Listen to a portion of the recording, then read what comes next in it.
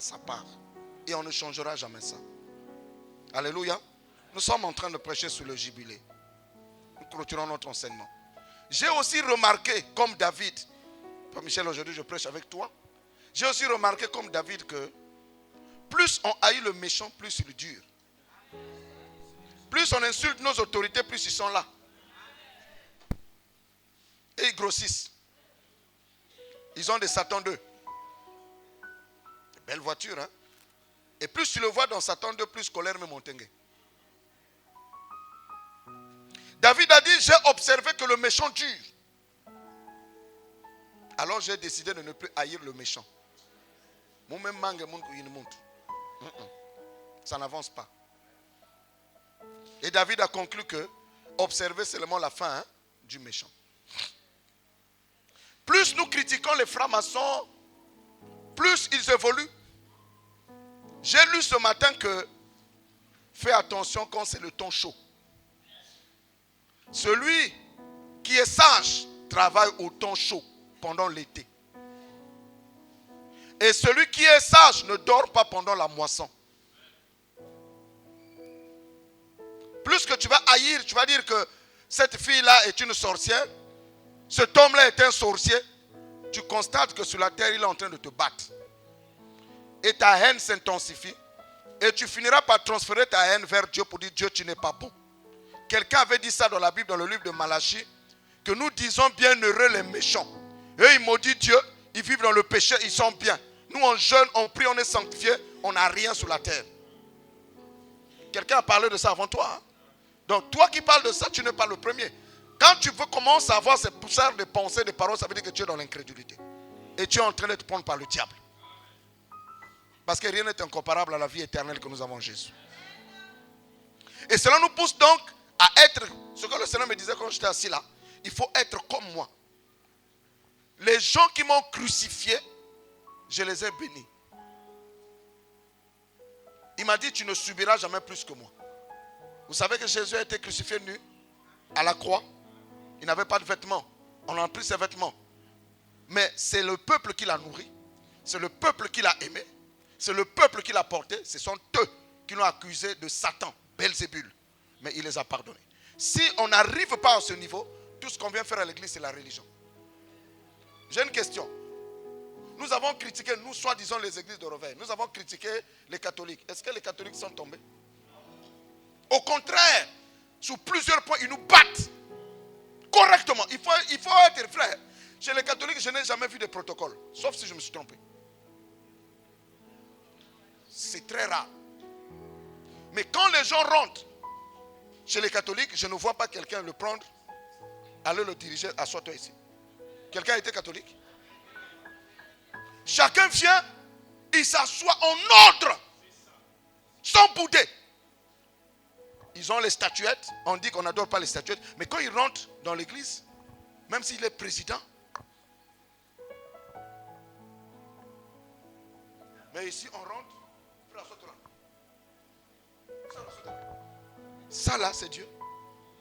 C'est des païens qui sont ici. Ce n'est pas des réveillés, c'est des morts. Et quand on s'assoit, même chez les catholiques, les gens ont des téléphones sous vibration éteints. Chez nous, on loue, on adore, on prêche. Tu es dans la présence de qui? Tu ne connais pas le Dieu que tu adores. On loue le Seigneur. Tu es en train de louer Dieu ou de faire des selfies pour envoyer dans TikTok. C'est quoi ça? Ça, on n'a jamais vu ça. C'est maintenant le siècle de la séduction. Bon, quand tu lèves ton téléphone et que tu te filmes dans l'église en train de danser pour balancer les réseaux sociaux, en fait, c'est la gloire à qui? Tu es un idolâtre. Quand tu es dans ta église, tu envoies des messages à ton amoureux. Tu es dans la présence de qui? Tu envoies des messages à tes amis. Tu es dans la présence de qui? Parce que tu ne vois pas de croix, parce que tu ne vois pas de statuette, et que tu te dis il n'y a pas Dieu. Non, c'est simplement parce que tu ne connais pas qui tu adores. Je suis en train de réveiller la conscience de quelqu'un. Chez les Mormons, une fois la sœur Michel m'a témoigné, chez les Mormons, il y a un silence. Les gens rentrent avec vénération, comme Le silence de l'enfer. Choix. Ils vénèrent leur gourou. Ici, on va parler mal de Michel. On va parler mal d'Enoch. On va ramasser le pasteur. On va ramasser les leaders de département. Quelqu'un après va à sa maison. Il commence à chanter. Yes, Uniwan. Il n'y a aucun respect pour ceux qui vous dirigent. Du pasteur au leader de département. Aucun respect.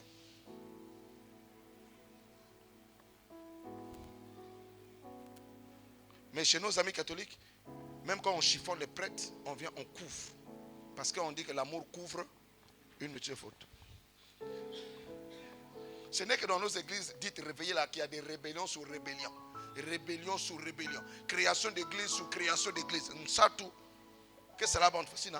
On a envie d'être. Et on ne peut pas être derrière son frère pour le soutenir. Derrière sa soeur pour le soutenir.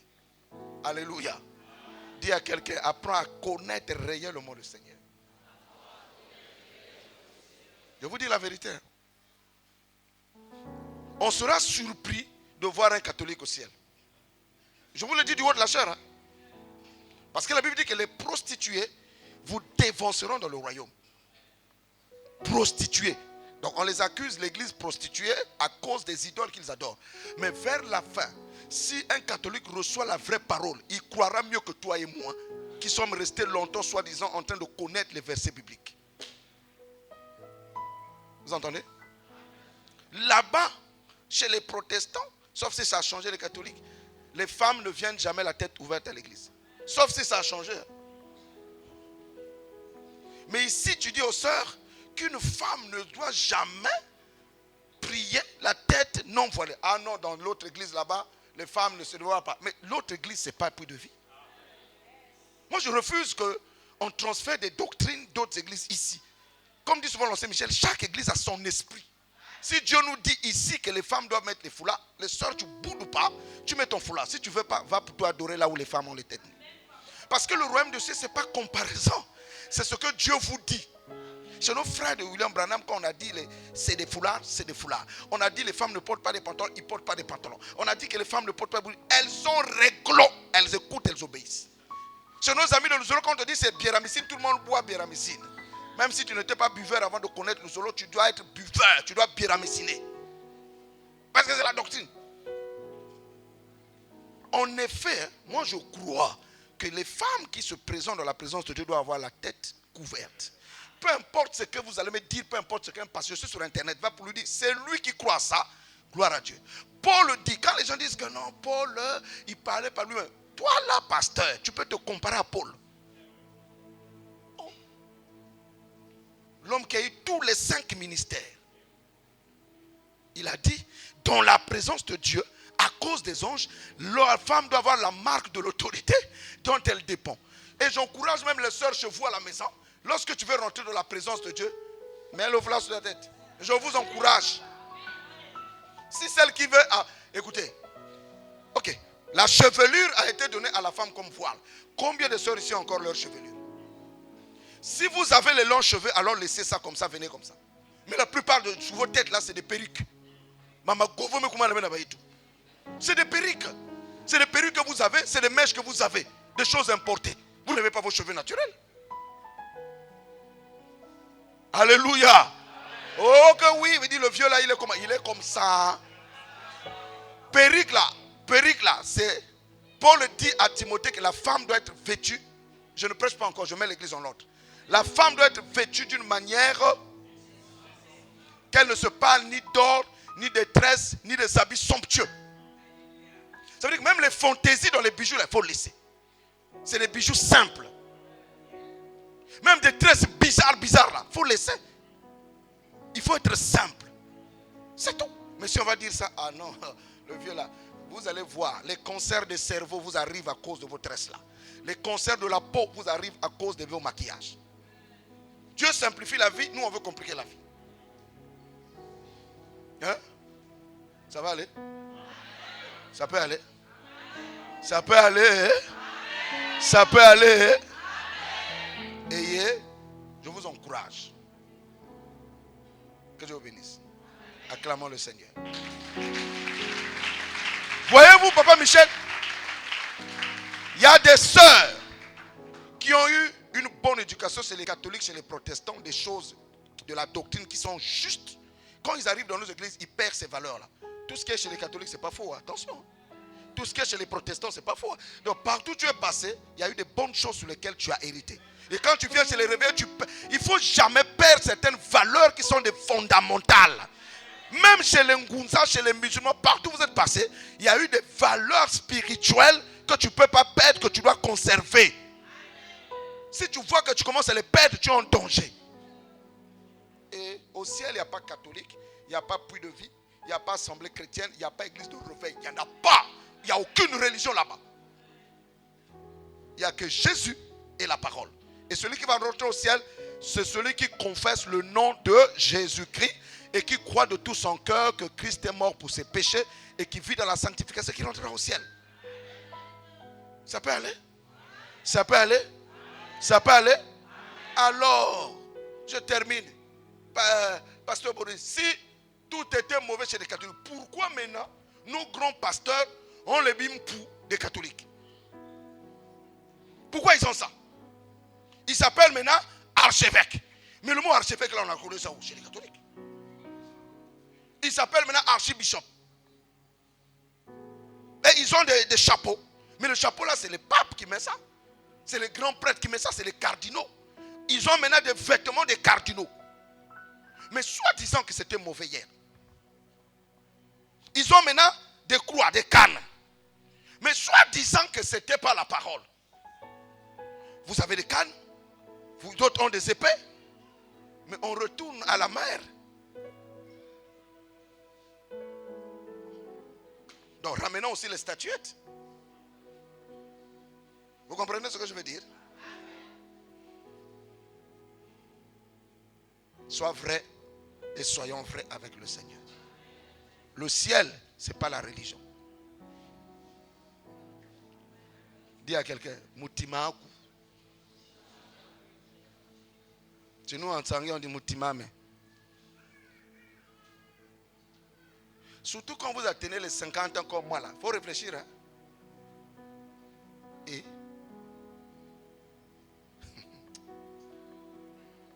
vous n'avez jamais vu quelqu'un de 20 ans mourir? Alors, jeune fille à 20 ans, si tu meurs, où iras-tu? À tous les âges, on peut mourir. Il faut toujours se poser la question. Si nous formons bac, côté. J'ai vu mon frère, le pasteur Ange, on l'a enterré. 54 ans, c'est fini. Servir Dieu toute sa vie. 54 ans, c'est terminé. Il y a un homme de Dieu qui chantait à l'église, vous avez vu les vidéos? Il chantait, il s'est écroulé. Il est mort. Je marchais avec le frère Clive. Il me dit, pasteur Roman, il ne faut pas t'inquiéter. Le jour où je meurs, même si tu ne cotises pas, j'ai déjà payé l'assurance. Il y a le foie, mais choisis déjà type à caveau. Je dis, hey! Il dit, oh frère, il m'a dit quelque chose qui est resté quand même dans mon esprit. Il dit, frère, la mort est avec toi dans la poche. Elle se balade avec toi partout. Donc même le pasteur Boris aussi me foutait assurance le foie. Donc même si je cotisais un jour, assurance que Koundian. Mais choisir dans ma caveau. Je l'ai traité un peu comme de fou. Après je suis resté calme. Je dis, oh, mais c'est la vérité. Il a dit que la mort se balade avec moi dans la poche tous les jours. Je dis, oui. Frère, si nous savons que nous avons la mort dans la poche tous les jours, tu vas commencer à craindre Dieu. Parce que tout peut s'arrêter. Dans ta belle maison, tu peux mourir là-dedans. Dans ta belle voiture, tu peux mourir là-dedans. Alors, aimons-nous, vivons, faisons ce qui est bien. Que Dieu nous bénisse. Il est bon de nous rappeler ces choses. Venons à l'église, prions, aimons les gens sincèrement. Ça ne sert à rien. Ne viens pas faire semblant le jour de ma mort que tu papa tu es parti. Non. Il faut m'aimer quand je suis vivant. Il faut prendre soin de moi quand je suis vivant. C'est tout. Tout ce que tu viendras faire, même si tu me payes un cercueil de 5 millions, ça ne me profitera pas. Une fois, une soeur m'a dit, ah pasteur, il ne faut pas trop parler de la mort. Je dis, oui, je dois parler de la mort. Alléluia. Dis à quelqu'un, c'est le jubilé, c'est la délivrance. J'ai encore lu ceci. Et puis je vais donner 3 choses. J'ai encore lu ceci. Il y a 6 choses que Dieu hait. Et il y en a même 7 qu'il en a en horreur. Je crois que j'ai trouvé ça dans Proverbe 6. Merci mon frère. Proverbe 6. Vous voyez, il y en a qui ne viennent pas avec leur Bible. Serviteurs de Dieu, ils aiment bien les Bibles électroniques. Ils ne veulent pas les Bibles papier. Ils ne veulent pas encourager les maisons qui fabriquent les Bibles pour en acheter. Eux, ils sont toujours têtus, comme leurs grands-parents. Voilà. Alors, Proverbe 6, verset 16, 17, 18, 19. Il y a 6 choses. Le message a déjà commencé. Il y a 6 choses que est l'Éternel. Quelqu'un me dit, il y a 6 choses que est l'Éternel. Et même 7 qu'il en a en horreur. Quelqu'un peut se lever pour me dire, quand on dit j'ai horreur, ça veut dire quoi? Frère William, horreur. Ça veut dire quoi?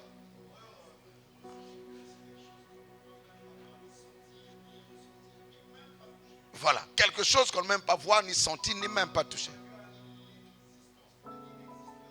Amen. D'accord. Maintenant, suivant cette explication. La première chose, verset 17. Qu'est-ce qu'il a? Les yeux quoi? Ça veut dire quoi? Les yeux hautains. Méranas? Orgueilleux. Voilà, donc la première chose que Dieu est, on ne dit pas que Dieu est, il a même horreur, l'orgueil. Ça veut dire que si je suis orgueilleux, Dieu me hait. Donc, tu rentres en conflit avec Dieu dès lors que je me mets dans la posture d'un orgueilleux. Allons réfléchir chacun à sa maison, l'orgueil. Un orgueilleux, c'est celui qui a une haute opinion de soi, qui méprise les autres, qui se croit au-dessus, qui ne peut accepter les conseils, qui ne s'abaisse pas, qui s'entête. Oh, allez réfléchir à ça. Il dit encore la langue menteuse. Ah, frères et sœurs de Puy de Vie, Dieu dit qu'il est la langue qui ment. Bon, maintenant, moi, je vais m'asseoir avec quelqu'un, mentir au sujet d'un frère. Donc, je me mets en haine contre Dieu. Et après, quelle est la récompense que je vais avoir dans mes prières? Et si vous êtes en train de me suivre, il est temps que nous soyons changés dans cette communauté. Combien sommes-nous en train de mentir sur la vie des gens? Mentir. Malgré que je parle de ça, à la fin, tu vas aller mentir. Ça veut dire que tu es du diable. Il dit encore, les mains qui répandent le sang innocent. Ça, c'est des tueurs, ceux qui tuent. Criminels. Dieu est. Le cœur qui médite des projets iniques. Alors, inique veut dire quoi? Projet inique. Frère Loubaï, projet inique. Tu sais ce que c'est? Voilà, les projets qui ne sont pas bien. Voilà, ce qui est injuste. Donc, si tu es dans ta maison, je suis dans ma maison, je suis en train de méditer les mauvaises choses contre quelqu'un. Quand Dieu voit mes pensées, je me mets en haine contre Dieu. Frères et sœurs, Ngelen va n'engue combattant de prière. Ngelen va n'engue guerrier de prière. Tu peux pourtant envoyer le feu là où tu veux. Si tu as des pensées méchantes, mauvaises, manipulatrices devant Dieu, tu es une personne que Dieu hait. Vous êtes avec moi? Voilà pourquoi la Bible dit que si quelqu'un détourne son oreille pour ne pas écouter la loi, sa prière est une abomination. Nous prions beaucoup, mais nous ne pratiquons pas la parole. Voilà pourquoi il n'y a pas de résultat dans nos prières. Les amens ne vont pas être beaucoup, mais c'est la vérité. La grâce de Dieu ne nous permet pas de faire le mal. Il continue en disant, les pieds qui se hâtent de courir au... Alors, si mes pieds courent vers le mal, ça veut dire que devant Dieu, je suis en haine. Le faux témoin qui dit des mensonges, médisance, calomnie. Ah, vous avez entendu? Ah, est-ce qu'on t'a embauché comme porte-parole pour aller de maison en maison, de famille en famille, de WhatsApp en WhatsApp, de coup de téléphone en coup de téléphone, pour donner des faux témoignages qui brisent des vies, qui salissent les réputations des autres? On n'a même plus peur de rapporter des choses dont on n'a même pas parfois vérifié. Et même quand les choses sont vraies, Dieu nous a interdit d'être un rapporteur. Si tu ne peux pas aller parler à l'intéressé, alors tais-toi. Si tu vois ton frère commettre un péché qui ne mène pas à la mort, la Bible dit prie pour lui et le Seigneur lui donnera la vie. Parce que toi-même tu ne sais pas comment tu vas terminer ta course. Et la Bible dit que quand quelqu'un vient surprendre l'autre dans le péché, vous qui êtes spirituel, redressez-le avec un esprit de douceur. Mais prends garde à toi-même, de peur que tu ne sois tenté. Mais combien ici, un couple est en paix, tu vas là-bas, pouf, tu déclenches quelque chose. Et tu fais troubler toute une famille. Et tu crois que Dieu va être avec toi? Même si tu fais des nuits de prière, même si tu fais des jeûnes, des retraites, des neuvaines, des millièmes, tu es en haine. Et enfin, celui qui excite des querelles entre les frères. Waouh! Ça veut dire qu'il y a des gens qui sont capables de tourmenter moi et Boris. Il va aller chez Boris. Papa a dit ceci. Il vient là chez moi. Il a dit, et quand je vais commencer à regarder Boris, je ne le regarde plus de bon oeil. Et si Boris est spirituel, il va dire, mais frère, qu'est-ce qu'il y a entre toi et moi? Ah non, mais tu as dit ceci. Ah non, c'est pas moi qui avais dit ça. Ah non. Et quand on met la personne,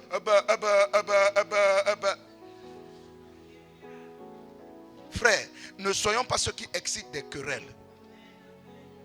Si tu n'es pas capable de dire à un frère son défaut, tais-toi. Si tu n'es pas capable de dire à une soeur son défaut, tais-toi. Ne va pas te plaindre ailleurs. Tu vas te mettre en problème avec Dieu. Et curieusement, Papa Michel, parmi ces 7 choses, il n'y a pas la fornication. Il n'y a pas l'adultère.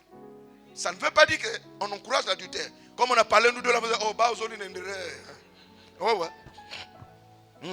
Ça veut dire quoi? L'adultère, la fornication n'est pas dans la liste de ce que Dieu est. Parce qu'il sait que si tu commets ça, tu pèches contre ton propre corps. Il faut lire la Bible. Ce n'est pas contre Dieu. Quand tu forniques, tu adultères, ce n'est pas contre Dieu. C'est ton corps. Et si tu prends le sida, si on t'attrape, tu subis. Vous comprenez ce que ça veut dire, hein? Mais quand tu fais ces 7 choses-là, Dieu te hait. Alors je vais blaguer avec ça. Tu sais pas, Michel, le danger dans notre église, c'est que nous avons catégorifié les péchés. Ça veut dire que l'adultère, c'est... Ah, il y a celui-là, quand il fait ça, ça veut dire que lui, il est indigne.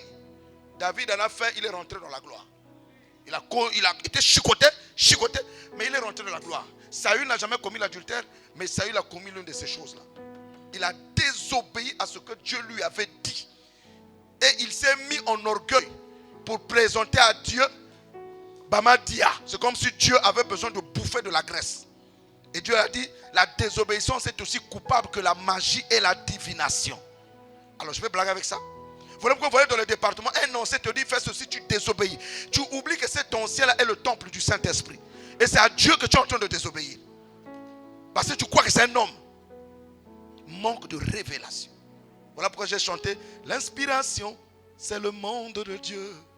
Elle vient de la voûte céleste et elle souffle dans l'âme de l'homme. Elle est plus forte que les Écritures. Vous comprenez? Dis à quelqu'un, c'est le jubilé, c'est la délivrance. Et lorsque nous marcherons selon la parole, nous serons libérés. Alléluia. Alors, si nous connaissons cette chose, ce n'est pas la peine, il faut que nous sortons de ces choses-là. Ça va nous aider. Il y a des frères qui ne peuvent plus mettre pied chez quelqu'un parce qu'ils ont entendu tellement de choses que la personne a fait contre eux. Ils se sont dit, vaut mieux que je n'aille pas là-bas. Vous brisez les amitiés, les relations qui sont porteurs de vie. C'est pas bien. C'est pas bien. L'église, c'est l'amour. Et l'amour, ce n'est pas des lèvres. Et l'église, c'est des cœurs sincères, des cœurs consacrés, des cœurs purs. La vraie délivrance commence par mon cœur. Elle doit être libérée. Il ne faut pas regarder les gens par hypocrisie. Tu vas aller où avec ça? C'est pas bon ce matin? Ça ne sert à rien. Moi, j'aimerais arriver chez mon ami Mazou dans la paix. J'aimerais arriver chez une brebis, c'est la paix. Ma conscience ne me reproche rien. J'aimerais arriver dans la maison de tout le monde. Mais ce n'est pas je viens chez toi.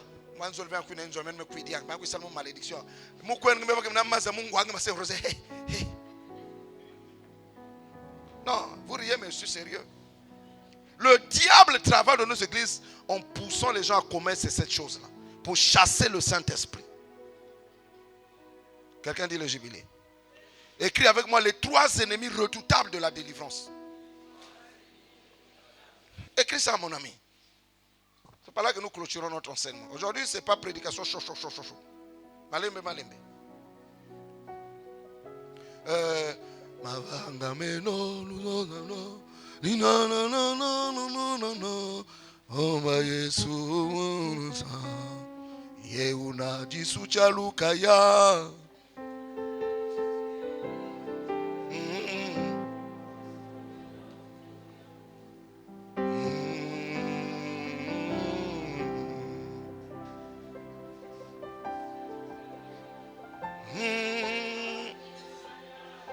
C'est ça.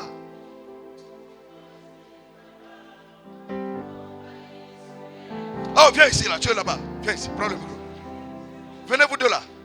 Allez, là, chantez-moi ça.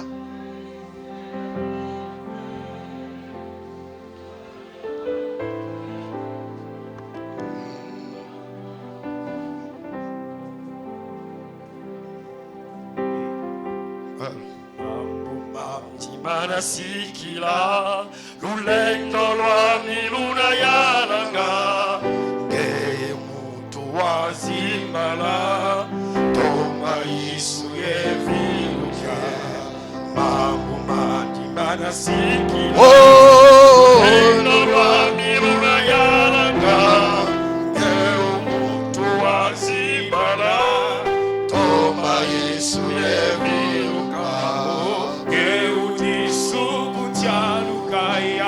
toma Yesu yeviluke moyo wangu yavu kubezi woko kuzu onge udisu kutyalukaya toma Yesu yeviluke moyo wangu yavu kubezi woko kuzu jatulwa kuna funduswa c'est ça.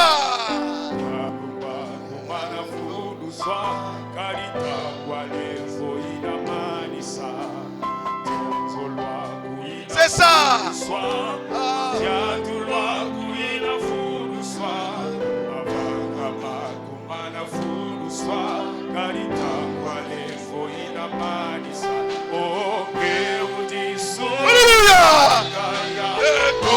Yesu yeviluke moyo yavu tubeti wako musu angeudisu kutyalukaya toma Yesu yeviluke moyo yavu tubeti wako musu. Est-ce qu'on peut acclamer le Seigneur? Merci beaucoup mes enfants. Que Dieu vous bénisse richement. Alléluia. Moi, je suis du corps de Christ. Je m'en fous des religions. Vous m'envoyez chez les catholiques, je vais prêcher. Vous m'envoyez chez les protestants, je vais prêcher. Vous me faites rentrer chez les Ngunza, je vais prêcher. Vous m'emmenez dans la mosquée, je vais prêcher. Comme mon grand-père Talingano. Et oui, et je sors les âmes qui sont là, ça me suffit. Talingano n'a pas d'église. Il est connu dans le monde entier. Vous l'invitez, il prêche pour lui. Il ne s'occupe pas de la doctrine. Il te parle de Jésus et il s'en va. Alléluia. Et Jésus m'a dit ce matin, il faut me ramener dans mon église. Donc je te parle de Jésus, ça me suffit. Votre doctrine des églises là, c'est des poissons. Dieu, c'est le cœur. Le changement de cœur. Un cœur vrai. Point. Eh oui, je m'en fous des doctrines. Je respecte la doctrine de Christ. Mais tant que je sais qu'il y a des brebis du Seigneur là-bas, je parle de Jésus et je m'en fais. Nous disons réveillés, mais nous sommes plus que morts que réveillés. Les œuvres de la chair nous massacrent. Ah non, non, non, pas dans notre église. Quelqu'un qui veut servir Dieu. Non, ne viens pas. Il faut d'abord, moi j'ai souvent envie de dire à quelqu'un, viens servir Dieu même si tu es sale. Dieu ne choisit pas des gens prêts. Dieu ne choisit les gens qui ont soif et disposés de le suivre. Point. C'est Dieu qui lave, c'est Dieu qui purifie, c'est Dieu qui sanctifie par sa parole. Écoutez-moi, il y a des gens, Papa Michel, qui ont commis le péché. C'est maintenant qu'ils se sont sanctifiés, mais ils imposent des règles à d'autres. Et si Dieu voit comment toi tu avais marché avant d'arriver là, quels sont les focos que tu as fait? Il ne faut pas être des pharisiens. Mon pharisien na bengani yo na kombo na Yesu. L'esprit des pharisiens est un poison contre la foi. Il ne faut pas imposer les gens les choses que toi-même tu n'as jamais vécues. Soyez sanctifiés. Ne commettez pas la fornication. Toi-même, ma soeur, quand tu avais 20 ans, toi qui es en train de menacer cette soeur-là, qu'elle est fornicatrice, toi quand tu avais 20 ans, tu étais pur, tu avais gardé ta virginité. Seul, Jésus avait dit, celui qui doit juger selon la loi doit en être observateur. Il faut qu'il soit quelqu'un qui n'a jamais péché, alors il peut juger. Si tu as péché une seule fois, mon ami, tu n'as pas le droit. Tu n'as pas le droit de mettre un fardeau sur la tête de quelqu'un. Le seul droit, c'est que nous devons compatir et exhorter la personne à changer. Moi, je disais au pasteur Boris, il y a des sœurs qui sont venues vierges dans nos églises, qu'on les a déviergées dans les églises. Et quand ils voient les filles de 22 ans, oh, vous là, vous n'êtes pas sanctifiés. Toi, tu étais sanctifié à 22 ans. Faites attention. Nous-mêmes, nous sommes le produit de la... Surtout moi là, je suis un produit de la miséricorde de Dieu. Ceux qui ont l'épée au péché, ils voient la fornication.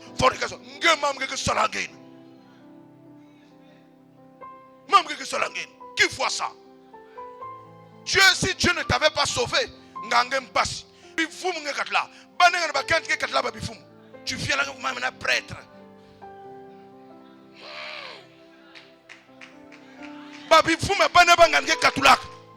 Et tu es là. Oh, je suis chez les papas. Moi, je suis un papa sérieux. Papa sérieux. Papa gracié. Point. Pas papa sérieux. Quel papa sérieux là? Si ce n'est pas la grâce de Dieu, toi tu seras encore papa là. Quand on ouvre la télévision de nous tous ici là. La télévision de nous tous ici. C'est la miséricorde de Dieu. Il y a des papas, ils savent qu'ils sont indignes. Parce que ce qu'ils ont fait là, ce n'est pas digne d'un père. Donc si tu vois ton fils faire des erreurs, dis-lui fils, moi aussi j'étais là-bas, mais ce n'est pas bien. Fais un effort, parce que les conséquences sont graves. Ne sors pas la loi, parce que toi tu n'as jamais observé ça. Ne jugez point afin que vous ne soyez point jugés.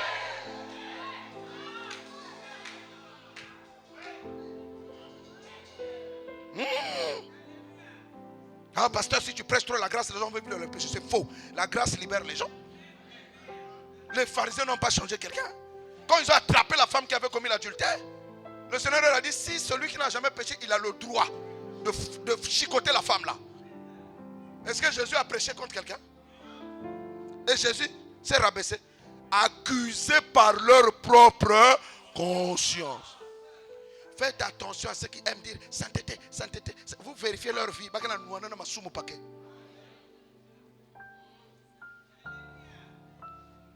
vous voyez un prédicateur tous les jours péché, c'est qu'il y a un soumé. Et quand vous voyez quelqu'un qui n'a pas de compassion pour les autres, ce frère-là est un faux frère, cette soeur-là c'est une fausse soeur. Parce que Dieu, c'est un Dieu d'amour, de compassion, de miséricorde. C'est ça. Vous exigez aux autres sœurs la loi. Vous-même quand vous avez 30 ans.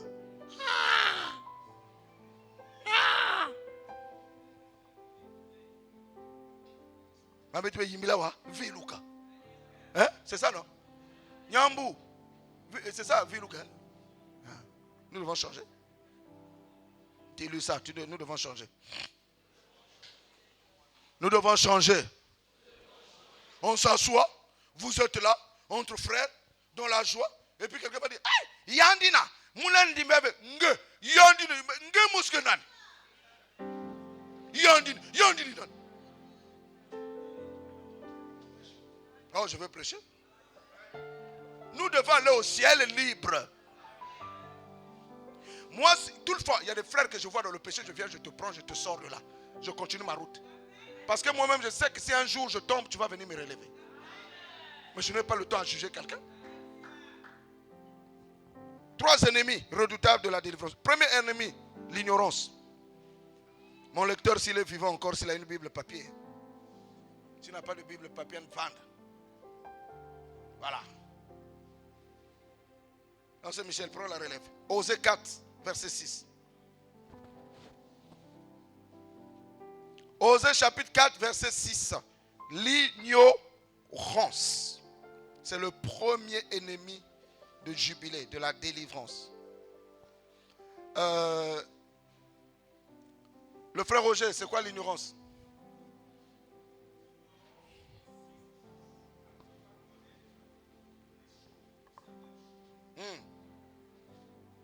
La soeur Winnie, c'est quoi l'ignorance?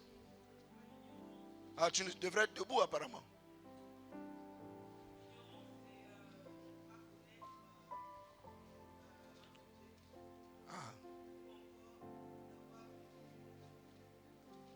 La soeur Anastasie, c'est quoi l'ignorance?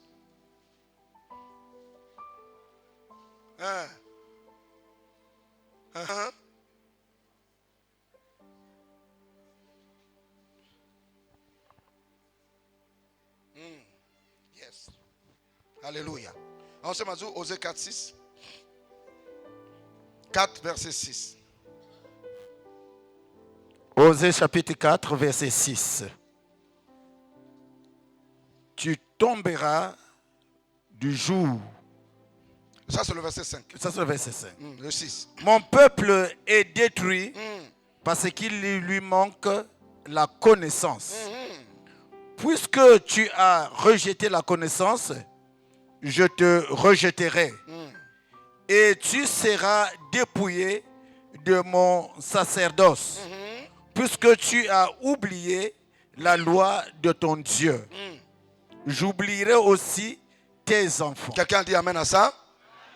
Dis avec moi, mon peuple est détruit parce qu'il lui manque la connaissance. Alors tu vas dire avec moi, je vais détruire ma vie si je n'ai pas la connaissance des Écritures. Ce n'est pas le diable qui peut détruire un fils de Dieu. N'oubliez jamais ça. Le diable a été vaincu à la croix. Et nous avons le pouvoir sur le diable et sur toutes les puissances des ténèbres. Ce n'est pas un sorcier qui peut vaincre un enfant de Dieu. Nous avons reçu l'autorité de vaincre toute puissance de sorcellerie. Est-ce que vous êtes avec moi? Mais ce qui détruit les églises, c'est l'ignorance. Manque de connaissance de la parole de Dieu. Manque de révélation sur ce qu'un enfant de Dieu est, sur ses droits.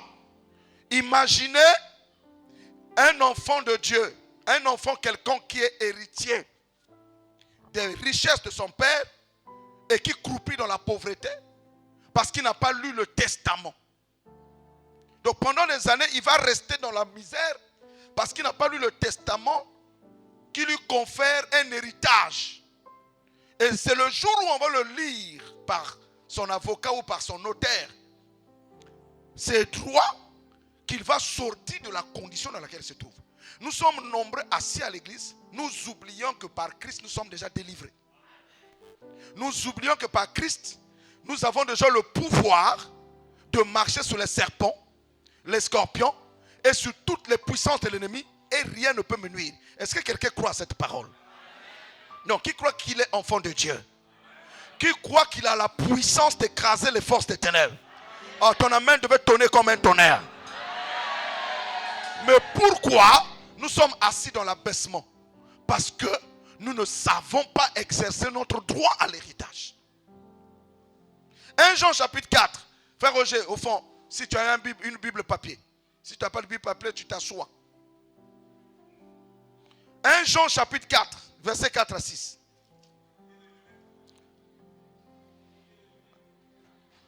Tu as la Bible, mais tu as oublié les lunettes. Viens ici que je t'impose les mains. Viens mon frère, nous croyons. Nous croyons que tu peux lire sans lunettes. Madjou, prends la relève. 1 Jean chapitre 4, verset 6. Viens mon frère. Moi je porte des lunettes, mais quand je suis ici, j'avais dit à Dieu, chaque fois que je serai dehors, n'achète plus de lunettes. Ah oui, oui. Il faut que vous ayez un défi. Au nom de... Voilà, viens que je t'impose les mains. Désormais, tu dois lire la Bible sans l'aide de lunettes au nom de Jésus. Amen.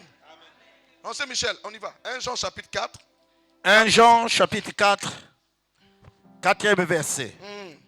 Vous, petits enfants, vous êtes de Dieu et vous les avez vaincus parce que celui qui est en vous est plus grand que celui qui est dans le monde. Quelqu'un me suit, dis avec moi, moi, je suis enfant de Dieu. Et je suis de Dieu. J'ai donc vaincu le malin. Aïe, vrai ou faux que tu as vaincu le malin? Et pourquoi tu as vaincu le malin? Parce que celui qui est en moi est plus grand que celui qui est dans le monde. Non, je suis en train de parler à une église. Celui qui est... Alors, la vraie question, qui est en toi? Parce que si tu sais que c'est Jésus-Christ qui est en toi, conformément à Romains 10, 10, que j'ai confessé Jésus de ma bouche, je l'ai reçu comme Seigneur et Sauveur personnel, alors il est venu vivre en moi par son Saint-Esprit. À quel endroit de mon être? Mon esprit. Alors, je suis plus que vainqueur. Oh, il n'y a pas des amens, n'y croyez pas. Si tu ignores ça, tu seras vaincu. Vous savez, moi je ne prie pas tous les jours. Tous les jours je ne chasse pas les démons. Ce n'est pas un travail. Si je sais celui qui habite en moi, j'aimerais plus passer mon temps à louer le Seigneur, à l'adorer, à le remercier, à le bénir, qu'à combattre, à combattre, à combattre, à combattre, à combattre. Tu vas te fatiguer parce que celui qui est en moi a vaincu le malin. Ça veut dire que lorsque la maladie vient, je dis Seigneur, Dieu est en moi, la maladie n'a pas de pouvoir dans ma vie. Je m'approprie mon héritage. Est-ce que tu es avec moi? Dis à ton frère, celui qui est en toi, Jésus-Christ de Nazareth, il t'a donné la puissance. Est-ce que tu peux le dire avec conviction? Problème. Ah non, pasteur, moi je suis fatigué, moi ma vie est foutue, moi je ne vais plus prier. Hein? Qui vit en toi? Ce n'est plus moi qui vis, alléluia, c'est Christ qui vit. Ce n'est plus moi qui vis, alléluia.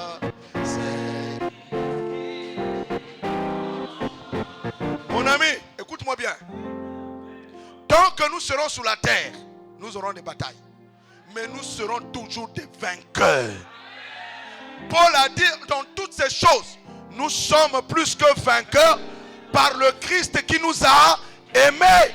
Marcher comme ça. Tu ne peux pas le matin, tu te lèves. Ah, ma vie, ça ne va pas. Tu as quelle vie? Paul dit, si je vis, c'est par la foi que je vis. Si tu arrêtes de vivre par la foi, le monde est dangereux. Arrêter de vivre la foi, c'est signer ton arrêt de mort. Mais tant que tu vivras par la foi, la Bible dit que toute maison va être éprouvée par la tempête. Les pluies vont tomber sur ta vie, il ne faut pas rêver. Des moments où tu ne voudras plus venir à l'église arriveront. Des moments où tu haïras tout le monde arriveront. Mais tu dois triompher par la foi, par celui qui est en toi. Si tu échoues, c'est l'enfer qui t'attend. Dis-lui, n'échoue jamais face à l'adversité. Continue la lecture, verset 5. Verset 5. Eux, ils sont du monde. Eux, ils sont du monde. C'est pourquoi ils parlent d'après le monde. C'est pourquoi ils parlent d'après le monde. Et le monde les écoute. Et le monde les écoute. Non. Voyez-vous, un musicien du monde, quand il va chanter, il va drainer des foules. Parce que ceux du monde captent bien son langage. Il va aller prendre des pratiques, des fétiches, et il va drainer des foules. Parce qu'il est du monde. Or, nous sommes de Christ. Est-ce que vous suivez? Alors, si tu veux suivre, celui qui est dans le monde est en train de faire le succès. Mais il est en train de travailler avec un esprit. Et toi, tu vas te corrompre avec lui. C'est toi qui vas être englouti par l'enfer. Oublions qui tu es. Ton ignorance va te pousser à adorer les démons. Tout à l'heure, on va voir que les chrétiens sont en danger lorsqu'ils quittent le monde de la foi et qu'ils ignorent le Seigneur. Rien ne garantit que 10 ans plus tard, tu seras toujours chrétien. Je vous dis la vérité. Si tu n'as pas la foi dans ce siècle présent, tu vas être ébranlé. Parce qu'il y a des puissances, des ténèbres qui sont dans ce monde, qui nécessitent des hommes et des femmes puissants, qui savent qui ils sont et qui peuvent résister aux vents et marées, aux tempêtes de la vie. Vous êtes avec moi, hein?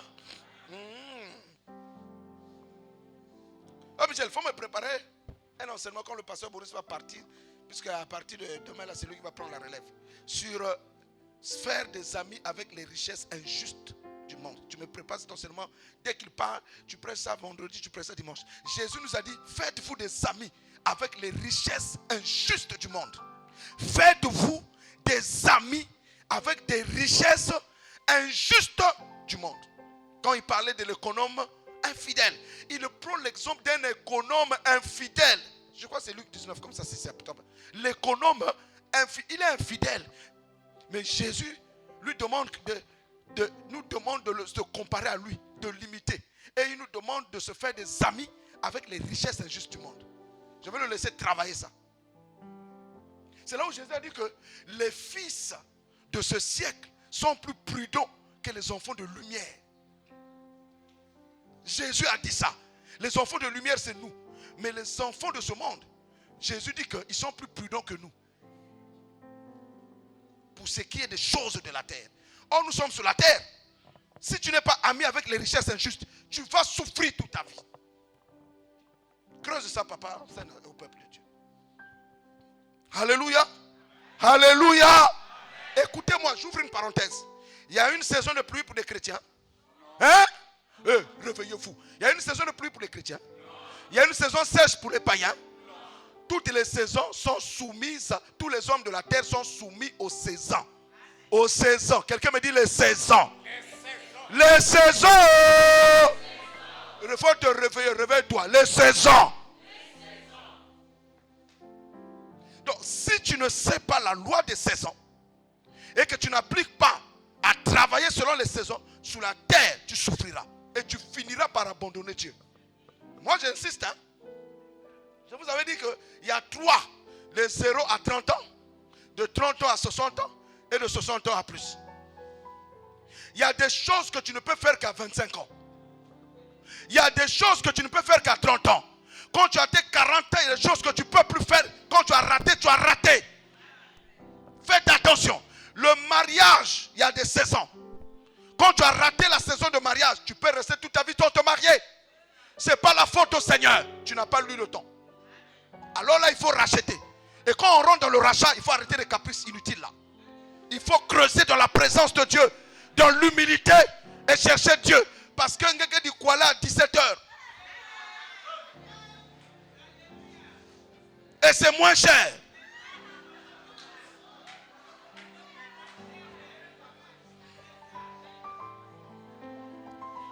Je suis très sérieux. Tu es passé après le temps du mariage. Donc tu es dans une saison où les hommes passent rarement. Et donc là, tu rentres dans la saison du rachat. Rachetez le temps car les jours sont mauvais. Et le rachat, il faut vraiment rando seketabra imandasa ikorosoteka. Vous vous moquez de moi un jour si vous ne faites pas ce que je fais là.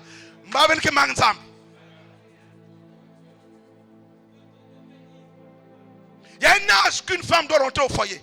Il y a un âge où un homme doit se marier. Il y a des âges où les femmes ont peur de toi. Tu Tu as ton argent, tu travailles. Pourquoi tu ne te maries pas? Oh, j'ai peur de femmes. C'est toi qui as un problème. Comment à ton âge tu es célibataire? Un homme à 40 ans célibataire, c'est un danger. Comment à 40 ans un homme est célibataire? Et puis à 40 ans, tu n'as jamais doté ta femme. Tu es un poison. Tu es irresponsable. 40 ans, tu n'as jamais doté la femme qui est avec toi. Mais tu sors de quelle planète?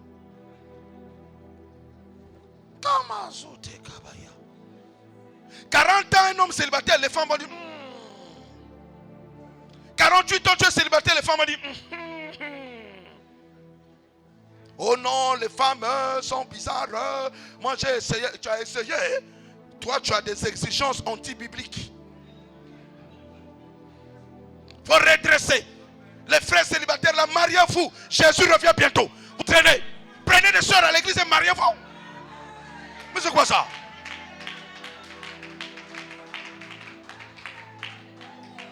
Mais un frère m'a dit que les soeurs de Puy de Vie sont capricieuses. Les soeurs de Puy de Vie, arrêtez d'être des capricieuses. Ne choisissez pas l'instant présent. Rentrez dans la vision. Choisissez demain. Un frère m'a dit, papa, tes filles sont trop capricieuses. Akaro c'est tabaya. Soyez humble. Hein? Ne négligez pas mes enfants parce qu'ils n'ont rien. Tu ne sais pas le demain. Tuna Boris, à côté Abino Mardi, il témoigner. Alléluia. Alléluia. Ah, il n'y a plus des amens ici là. Les frères qui ont des soeurs dans les maisons qui ne les ont jamais épousées, épousez vos femmes. Tu n'as pas honte? Les frères qui ont dépassé 40 ans sans se marier. Je vais dire au diaconat de vous aider à vous marier.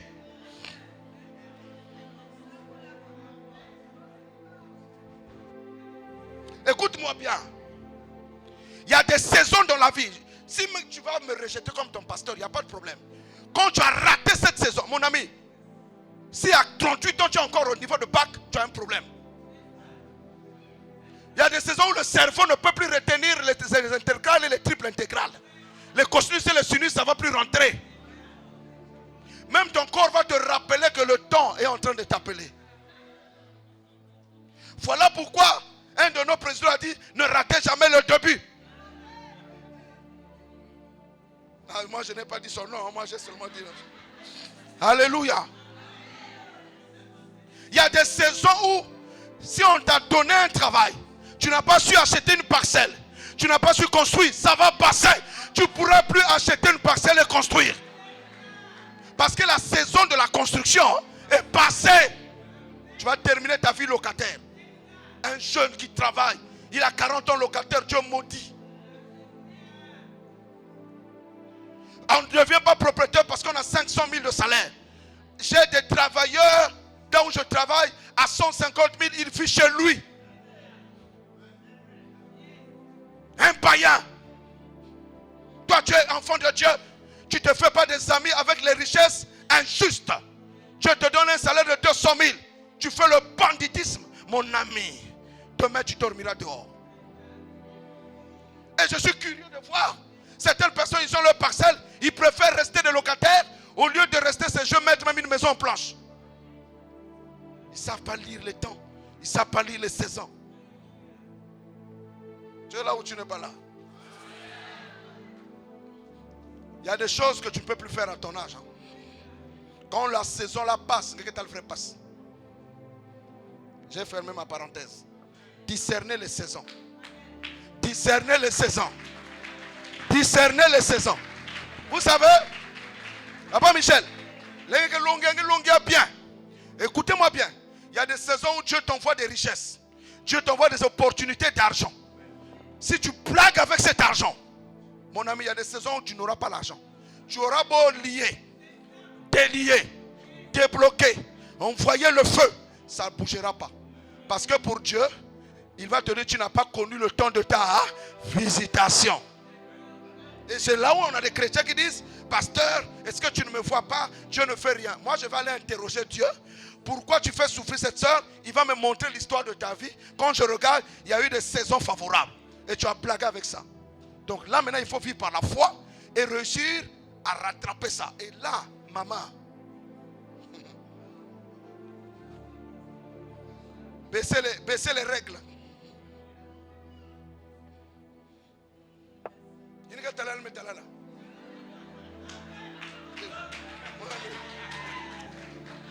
Quand on est du Kuala de 19h au grand marché, bah, il y a tel qui coucou. 540 ma Kuala. Mais quand il est 6h, ma Kuala 2, 1000 francs. 12h, 10 ma Kuala, 1500. 16h, 20 ma Kuala, 1000 balles. 19h, 40 ma Kuala, 500.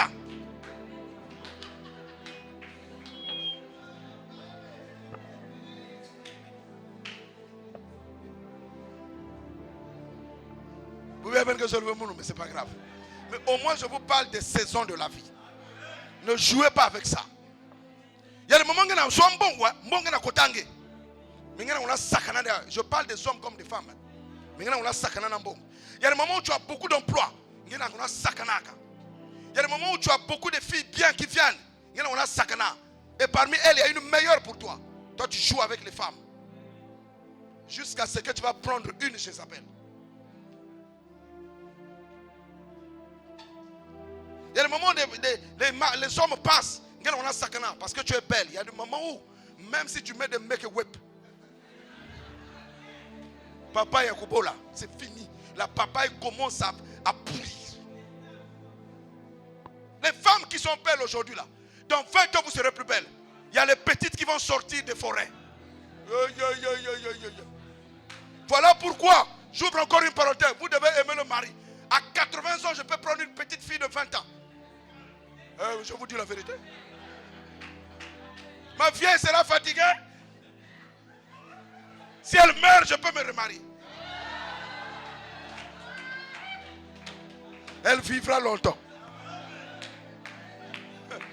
Mais toi, à 80 ans, qui va t'épouser? Mais je vous ouvre l'esprit. Un homme peut se marier à 70 ans.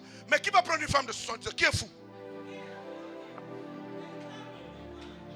Donc, vous nos femmes là, il faut nous respecter. Il faut nous élenguer. David, à 80 ans, il fallait le réchauffer. Là, vous priez, là, vous êtes dans vos foyers, vous priez, vous êtes belle. Je vous donne 20 ans. Oh ma fille, comment? Là, oh papa dit à ton fils, il me manipule. Mais à l'époque, c'est toi qui... Parenthèse. Oh, acclamons Jésus-Christ.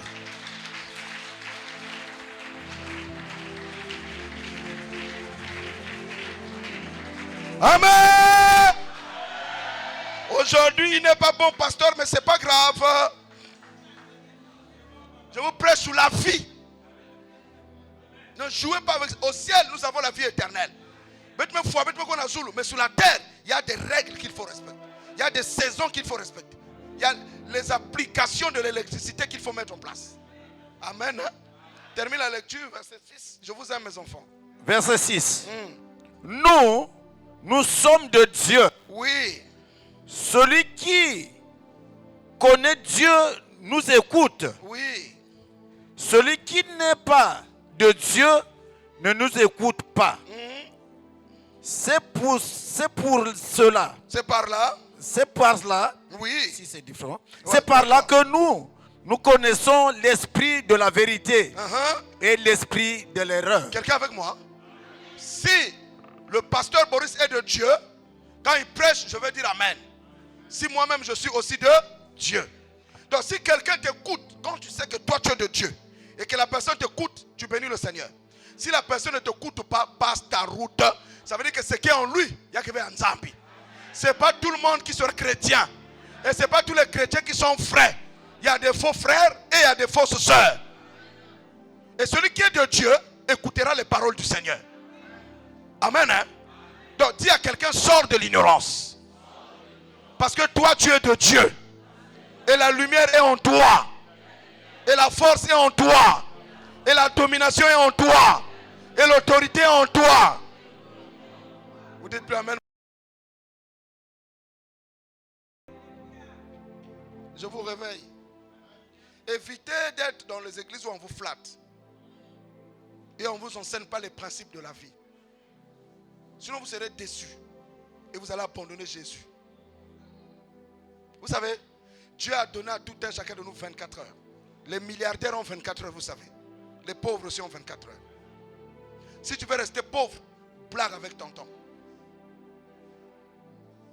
Faites attention à ça. Il y en a qui prient 2 heures, 3 heures, 4 heures par jour. Toi, tu pries même pas 30 minutes par jour. Et vous voulez avoir les mêmes résultats dans la vie. Il y en a qui ont arrêté de prier parce que leur vie va mal. Au contraire, quand la vie va très mal, c'est là où tu dois intensifier la prière. Vous savez, quand un chrétien, pasteur Boris, arrive à dire, ah, me semble aussi trop, la personne là est envoûtée par le mal. C'est quand tout va mal, que la nuit est sombre, tu dois intensifier ta vie de prière. Et tu changes de technique, tu commences à louer et adorer Dieu dans les temps difficiles. Ce n'est pas dans les saisons de vache grasse qu'on loue le Seigneur. C'est quand tout va mal que tu deviens un robot dans la prière. Que tu commences à chercher la face de Dieu. Parce que, en fait, quand les ténèbres s'intensifient, c'est que la lumière est proche. Vous oubliez que quand les ténèbres deviennent intenses dans ta vie, c'est que la délivrance est proche. C'est le moment de louer, de prier, de louer, de prier, de jeûner, parce que tu ne dois pas accepter que la nuit devienne encore plus longue que ça. Recevez cette grâce de prier et de vous relever. Deuxième ennemi, la peur. La peur. J'ai souvent enseigné ça, je reviens toujours sur ça. La peur, l'ennemi de la délivrance. La peur, la peur, la peur, la peur, la peur, la peur. Une église qui a peur, des chrétiens qui ont peur. Peur de tout.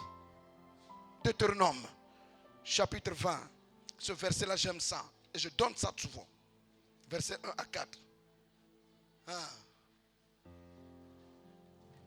Deutéronome 20. 1 à 4. Frère Destin, Destin Bagonga, lis-nous ça.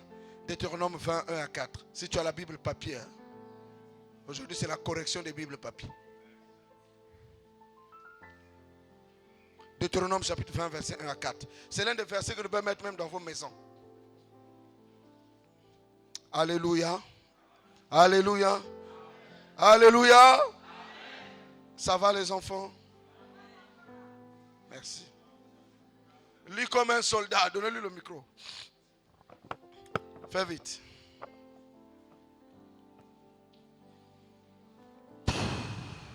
Jésus-Christ est Seigneur.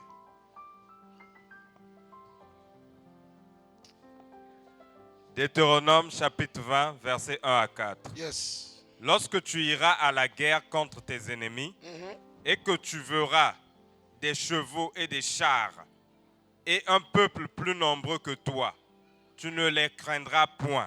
Tu ne feras quoi? Tu ne les craindras point. Dis à ton frère, ne crains rien. Car l'Éternel ton Dieu, qui t'a fait monter du pays d'Égypte, est avec toi. Qui croit que l'Éternel est avec lui? Non, j'aimerais que toute l'église me dise réellement s'ils sont sincères. Qui croit que l'Éternel est avec lui? Amen. Alors pourquoi tu as peur de tout ce que tu traverses? Pourquoi tu as peur? Pourquoi tu as peur? Pourquoi tu as peur? Si Dieu est avec toi, est-ce que tu peux réaliser la grandeur du Dieu qui est avec toi? Non, mes enfants, on va être réaliste. Loubaï, tu réalises ce que je veux dire? Si l'Éternel est avec toi, pourquoi as-tu peur de ce que tu traverses? Et que tu fais livrer ta vigueur, ta vie à l'adversaire? Pourquoi tu crains ton avenir? Pourquoi tu as peur de l'avenir? Pourquoi tu as peur du lendemain?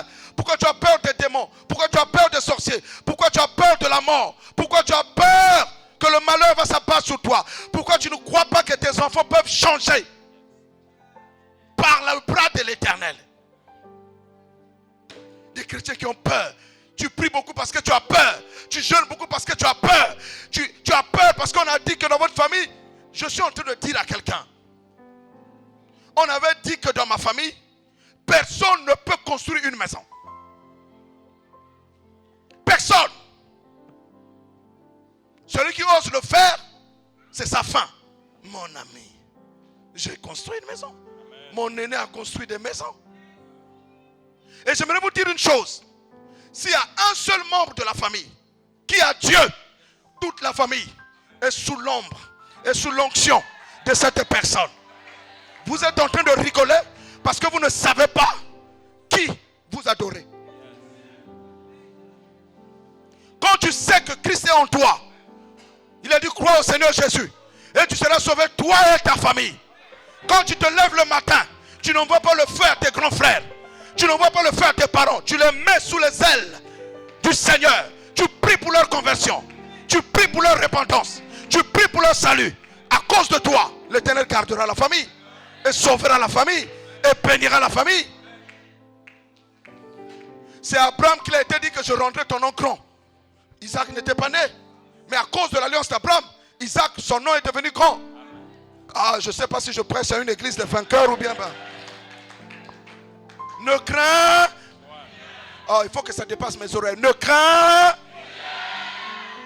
Ah non, je ne suis pas content. Ne crains. Je vous avais dit, moi j'ai arrêté avec la peur. Tous peuvent m'abandonner. Tant que Dieu ne m'a pas laissé tomber, je ne craindrai rien. Ne cherche pas à avoir tout le monde avec toi. Je vous donne un conseil. Et ne cherche pas la bénédiction de tout le monde. Ou l'approbation de tout le monde. Cherche la faveur de Dieu. Si Dieu est avec toi, qui sera contre toi? Ah.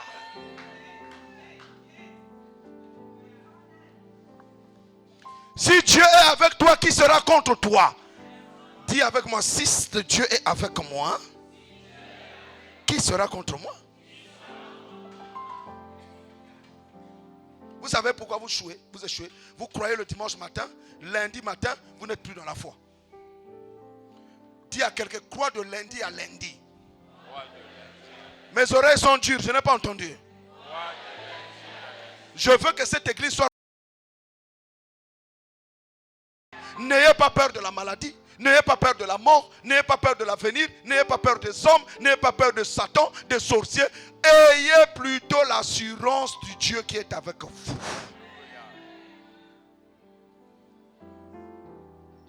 Je vous avais témoigné, je me suis retrouvé seul dans une voiture, dans un train. J'ai cru que je me suis trompé de direction. Mais Dieu m'a dit, tu es dans la bonne direction. Mon ami, même si tout le monde t'écrase, mon ami, ce que Dieu a dit de toi arrivera. Écoute-moi, même s'il y a des gens qui descendent de ta vie, laisse-les partir. Ce n'est pas tout le monde que tu dois ramener dans ta vie. Même s'ils sont les plus beaux, les plus belles, ils ont l'argent. Ne les ramène pas, laisse-les partir.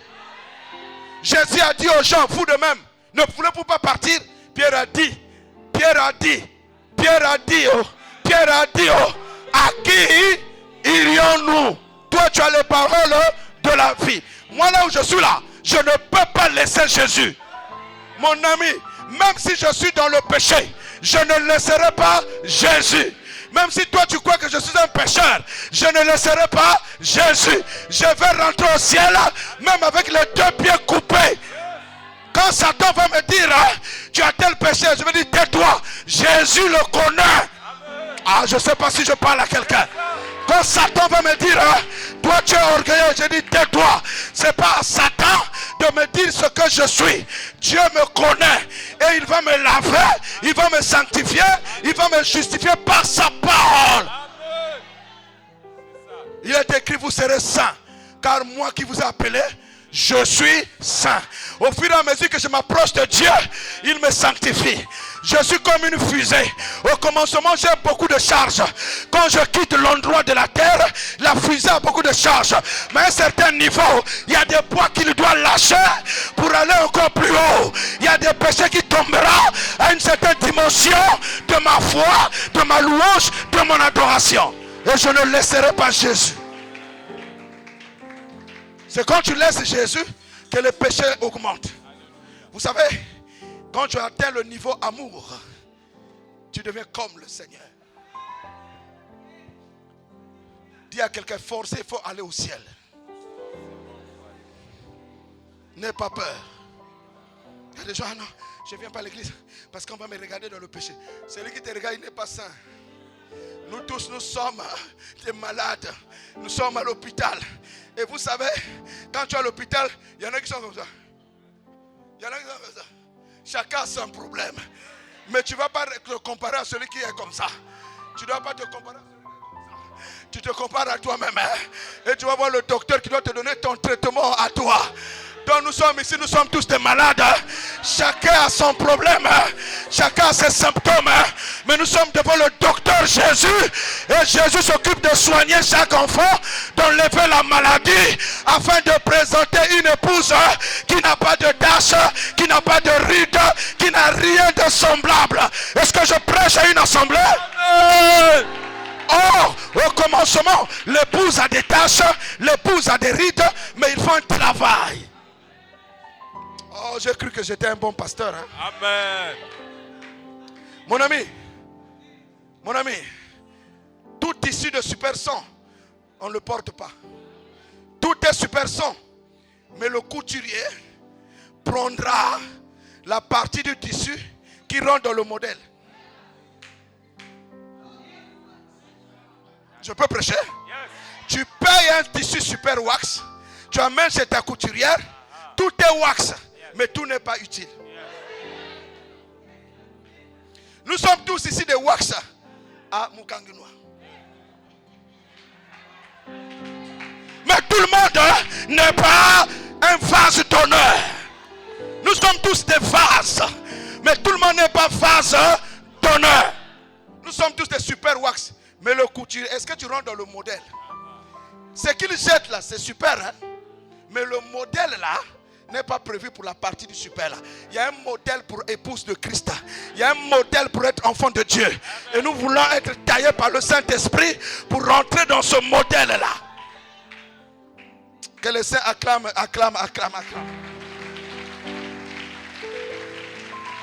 Alléluia. Faites-moi comme ça si quelqu'un est en train de bien écouter. Alléluia. Verset 2. À l'approche du combat, le sacrificateur s'avancera et parlera au peuple. Il leur dira, écoute Israël, vous allez aujourd'hui livrer bataille à vos ennemis. Que votre cœur ne se trouble point. Puis de vie. Si le Seigneur me revient dans ça, c'est que vos cœurs se troublent trop. Que nos cœurs ne se troublent point. Quel que soit ce que tu traverses, que ton cœur ne se trouble point. Pourquoi tu es troublé? Trouble. Et c'est ces troubles-là qui vont t'amener loin de la face de Dieu. Vas-y. Soyez sans crainte. Soyez sans crainte. Ne vous effrayez pas. Ne vous effrayez pas. Ne vous épouvantez pas devant eux. Ne vous épouvantez pas devant eux. Devant toutes ces situations-là. Car l'Éternel, votre Dieu. As-tu un Dieu? J'aimerais voir la main de celui qui a Dieu. Ton Dieu est mort ou bien il est vivant? Il est vivant, papa. C'est vrai ça? Amen. C'est vrai ça? Amen. Ton Dieu est vivant? Amen. Alors montre-moi qu'il est vivant. Amen. Manifeste ta foi. Alléluia. Manifeste ta foi, n'aie plus peur. J'aimerais dire à quelqu'un, est-ce que ton Dieu est vivant? Amen. Les amens ont disparu. Zambé nanga Azali na bomo atelemaka motasuka na nyonso. Arrêtez d'abord.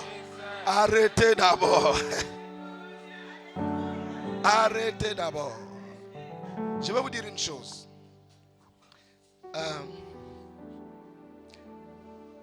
Vous êtes habitués, à cause de nos églises là où nous sommes sortis, d'aller voir quelqu'un. Papa Zos, ne mettez pas.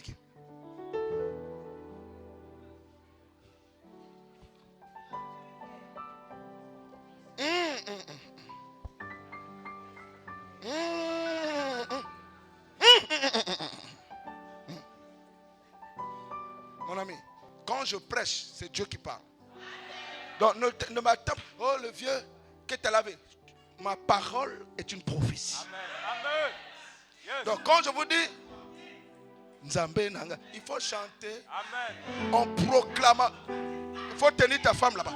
Il faut chanter en proclamant la victoire contre les choses qui sont en train de t'amener la tristesse. Quand les choses sont... N'attends pas qu'à la fin que je t'impose les mains. Ça, c'est l'incrédulité. La femme qui souffrait de la perte de sang n'a pas attendu la main de Jésus. Il faut changer votre niveau de compréhension des Écritures. N'attendez pas la main. Ma main est courte pour vous aider. Au commencement était la parole. Apprenez à aimer la parole, à mettre la foi dans la parole, à saisir la parole, à vivre la parole. Ne soyez pas des gens qui entendent les mains.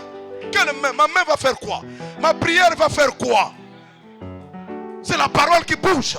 C'est la parole qui change. Tu attends quelle prière de moi?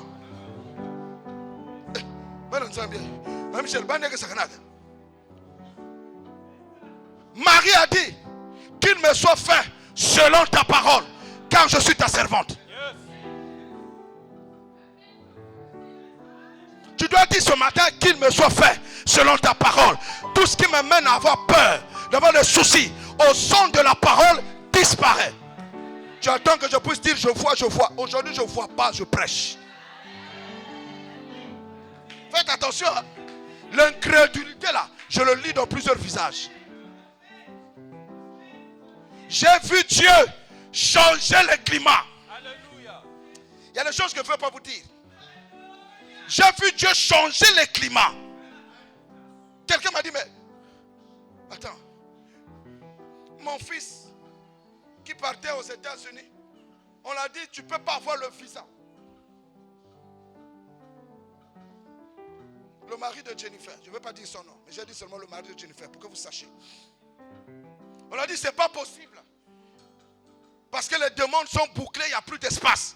Il m'appelle de Brazza. Il dit, le vieux en tout cas, on a dit, hey, ce n'est pas possible. Les demandes sont bloquées. C'est maintenant 2025. J'ai dit, je lui ai dit ça comme ça. Il dit, impossible n'est pas de moi. Et Dieu a dit, tout est possible. Je ne sais pas si je prêche à une église des aigles. Si tu es corbeau, ça ne te concerne pas. Si tu es l'aigle, cette parole te concerne. Tout est possible. Adieu. Adieu. Adieu. Adieu. Mais à qui? À celui qui croit. Est-ce que tu crois ce matin? Amen. Le problème c'est croire. Amen. Face à l'impossibilité, moi je crois. Et même une personne perdue est retrouvée aujourd'hui. Mon ami, si tu crois, Dieu a la capacité de modifier les lois établies, les règles établies, les chemins établis. Je l'ai dit. Amen. J'ai dit à mon fils, j'aime bien les gens qui m'aiment et les gens qui croient à mon appel. Yes. J'ai dit à mon fils, si je suis prophète, toi tu vas aller aux États-Unis. Amen. Je modifie les calendriers. Alléluia. Ça n'a pas duré. On l'appelle, viens, il y a un créneau pour toi. Alléluia. Il a dit, hey, papa, ton Dieu est fort. Yes. Il s'est retrouvé aux États-Unis. Il a fait sa formation et il est rentré. Avant ça, un jour il est venu me voir, je lui ai dit, toi, je vois tu vas changer d'entreprise. Et puis telle chose va arriver dans ta vie. Cela est arrivé. Tu n'es pas mort. Ton problème c'est que tu ne crois plus. On t'a tellement raconté des histoires dans ta vie. Tu es bloqué. Il y a des murs tout autour de toi. Brise-moi ces barrières-là. Écoutez-moi. Est-ce que Josué est un ange? Josué, il était un ange. Pasteur Boris, sans le Saint-Esprit, il a arrêté la lune. Il a arrêté le soleil. Et toi, tu ne peux pas arrêter la stérilité. Toi, tu ne peux pas arrêter ce qui te tourmente. Tu ne peux pas briser le corps de la maladie. Tout est possible. Hein? Nous ne croyons pas. Nous ne croyons pas. Est-ce que quelqu'un peut croire ce matin? Il y a des gens qui viennent. Hey, papa, ma situation est pourrie. Jésus a dit à Marie et à Marthe, ne t'ai-je pas dit? Est-ce qu'il a imposé les mains à Marie? Est-ce qu'il a imposé les mains à Marthe? Est-ce qu'il a imposé les mains à Lazare? Il a dit, ne t'ai-je pas? Oh, est-ce que quelqu'un peut prêcher avec moi? Ne t'ai-je pas? que si tu feras quoi?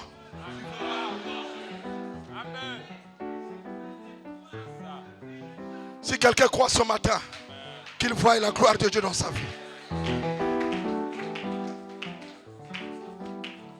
on ne peut pas repousser l'ennemi sans la foi. La Bible dit, voici le diable rôde comme un lion. Faites quoi? Résistez-lui avec une foi.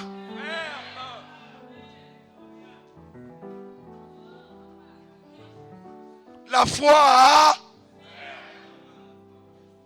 Dès qu'on met les doutes, dès qu'on met la peur, dès qu'on met les inquiétudes, tout s'arrête. Il a dit, Lazare, sort. Et c'est fait. Que ton Lazare sort. Ta bonne santé sort. Ta joie sort. Ton bonheur sort. Quelqu'un dit un amen victorieux.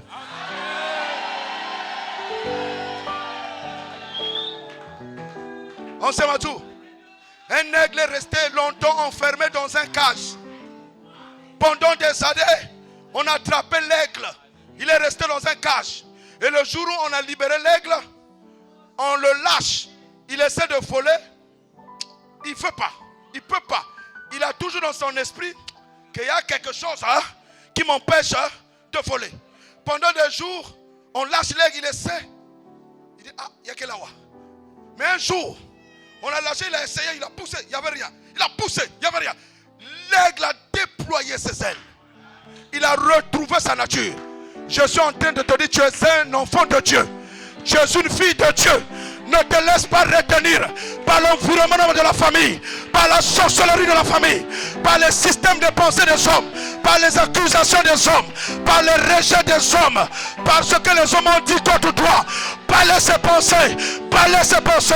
Monte de la foi, retrouve ta paix, retrouve ton foyer, retrouve ta santé, retrouve ta joie, retrouve ta délivrance. Que rien ne t'empêche. Recevez la victoire, recevez la victoire, recevez la victoire, recevez la victoire, recevez la victoire. On t'a enfermé, on t'a critiqué, ça t'a enfermé. On t'a jugé, ça t'a enfermé. On t'a humilié, ça t'a enfermé. On a dit que tu ne peux rien. Je suis venu te dire que tu peux. Tout est possible à celui qui croit. Tu peux devenir la femme que tu as longtemps rêvé être. Tu peux. Tu peux. Tu peux retrouver le bonheur que tu as perdu. La joie que tu as perdu. La paix que tu as perdu. L'amour que tu as perdu. Le travail que tu as perdu. Les enfants que tu as perdus. Reçois d'autres enfants. Aujourd'hui, la sorcellerie est brisée. Aujourd'hui, le système de pensée qui te retenait dans la captivité sont brisés. Quelqu'un reçoit son miracle. Quelqu'un reçoit son miracle. Croyez, ton Lazare sort. Tes enfants sortent. La stérilité est brisée. Tout est possible à celui qui croit. Vole au-delà des paroles des gens. Vole au-delà des critiques des gens. Vole au-delà des accusations. N'aie pas peur du diable. N'aie pas peur des démons. N'aie peur de rien. Le Seigneur t'aime. Ne te souviens pas de tes anciens péchés. Que le diable ne te rappelle pas ton passé. Ton passé a été lavé dans le sang de Jésus. Ton passé a été purifié dans le sang de Jésus. Tu peux vivre un avenir meilleur. Crois ce que je te prêche. Tu peux vivre un avenir meilleur. Tu peux retrouver ce que tu as perdu. Te remarier, être en bonne santé, évoluer dans les affaires, évoluer dans la santé, retrouver la vie de prière, retrouver la louange et l'adoration. Être ce que Dieu a voulu que tu sois. Alléluia. Oh, alléluia. Ne limite pas ton Dieu. Amen. Il est vivant. Car l'Éternel, votre Dieu, marche avec vous ah, pour combattre vos ennemis, pour vous sauver. il y a deux choses. C'est Dieu qui combat nos ennemis. Nous ne pouvons pas prier 24 heures sur 24. Mais Dieu se lève ce matin pour ceux qui croient. Il combat tout ennemi. maladie, mort, incrédulité, doute, peur, frustration, souci, tourment. L'Éternel le combat et l'Éternel te sauve. Est-ce que tu sais que si ton papa n'a pas pu t'envoyer à l'étranger, Dieu va t'envoyer à l'étranger? Écoute-moi. Le problème c'est que tu t'es confié à ton papa, tu t'es pas confié à Dieu. Parce que Dieu est un bon papa. Le problème c'est que ton papa s'est confié à sa richesse. Il ne s'est pas confié en Dieu. Laisse-moi dire à un papa que nos enfants ne sont que des dons que Dieu nous a donnés. Nous ne sommes que des intendants. Le véritable propriétaire de nos enfants c'est Dieu lui-même. Alors livre tes enfants à Dieu et Dieu prendra soin de tes enfants. En guérison, en délivrance, en propulsion. Tes enfants monteront au nom de Jésus. Dieu est fidèle. Ne crois pas que c'est toi qui dois faire tes enfants. C'est Dieu qui va bâtir tes enfants. C'est Dieu qui va délivrer tes enfants. C'est Dieu qui va élever tes enfants. Parce que en tant qu'homme, on peut donner toute l'éducation possible.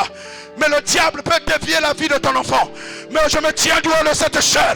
Que Dieu ramène nos enfants de toute perdition, de tout égarement, de tout envoûtement, de toute oppression, de toute attaque. Que Dieu sauve nos enfants.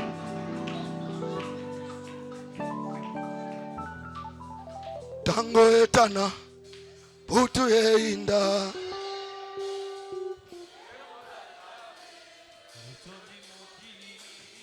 Batuna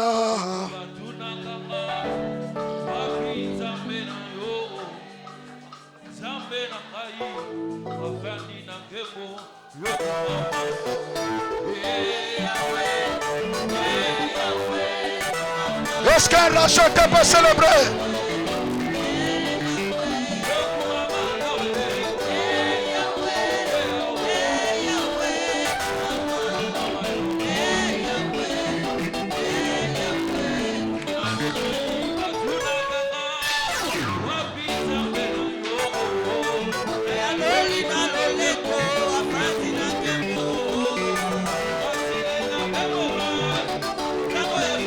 Est-ce que tu peux démontrer ta foi? Il est fidèle.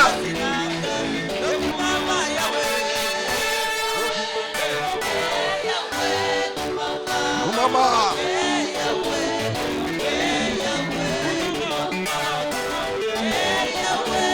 Alléluia. Maman.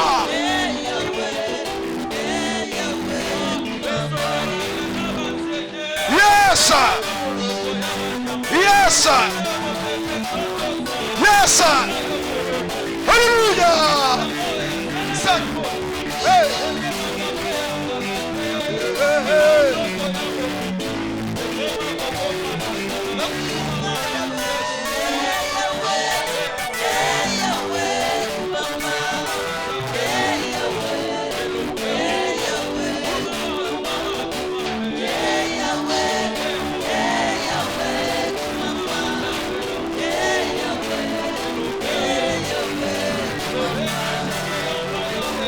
Yes!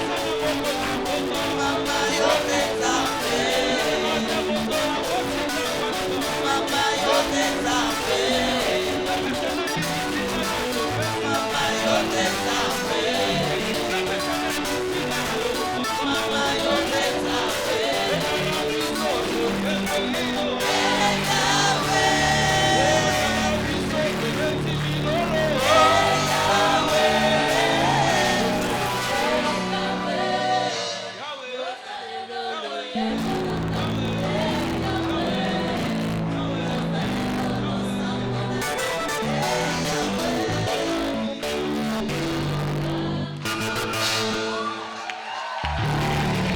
go! Wow!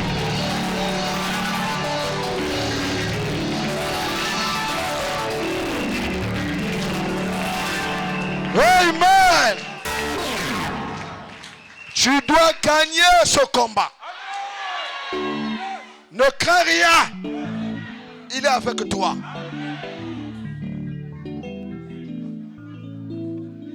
Moi, j'aime les combats pour prouver à ce monde qu'il y a un Dieu qui est vivant. Yeshua. Vous savez, n'ayez pas peur. De la même manière que l'hirondelle s'échappe du filet de l'oiseleur, ta vie s'échappe de la main de l'adversité. Tu t'échappes de toute situation difficile par le bras de l'Éternel. Donne ta vie à Jésus. C'est tout. Alléluia. Amen. Lorsque ma fille, l'épouse de Destin, avec son joli bébé avant d'arriver, l'ennemi passe par là, tord la bouche de divine. Paralysie. Je dis, oh. Le jour que vous allez voir ma fille, je dis, je pleure pas. S'il voit le vieux père, il va dire, c'est le chaos. J'ai aimé sa foi et la foi de son mari. Je n'ai même pas fait une longue prière, je dis, ça va aller. Quelques jours aussi, les anciens sont passés. Ils ont prié. Après, la paralysie s'est redressée. Le terme était passé. L'enfant ne pouvait pas venir. Destin est vivant. Sa femme est vivante. J'ai dit, passe-moi ma fille au téléphone. J'ai dit à Destin, fais ça, ça, ça, ça. Quand j'avais fini de faire ça, vous irez à la maternité. Ils sont vivants. Quand il a fini de faire ce que je lui ai dit, les minutes qui suivaient, ils se sont retrouvés à l'hôpital divin enfanté. Sans césarienne, rien. Dieu est vivant. Amen. Vous croyez à ça? Il est vivant. Le problème, c'est notre cœur. Nous devons libérer notre cœur des soucis. Nous devons libérer notre cœur de la haine, de la jalousie, de la méchanceté, de la colère, des rancunes. Nous n'avons pas besoin de ça.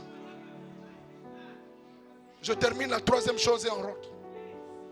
Troisièmement, et je termine par là. Troisième ennemi, cher bien-aimé, l'incrédulité. L'incrédulité.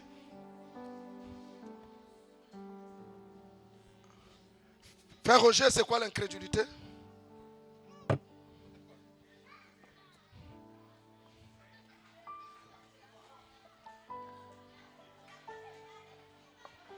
Le fait de ne pas croire, le fait de douter, de rejeter la parole de Dieu. Hébreux 3, verset 12. Destin. Hébreux 3, verset 12. Hébreux 3, verset 12. Nous terminons par ça. Ne crains rien. Ne sois pas incrédule. Sors de l'ignorance. Hébreux 3. Et incrédule, au point de se détourner du Dieu vivant. Que personne ici a peu de vie puisse avoir un cœur mauvais et incrédule au point de se détourner du Dieu vivant. Dis à ta soeur, n'aie pas un cœur mauvais. N'aie pas un cœur incrédule. Au point que tu te détournes de Dieu.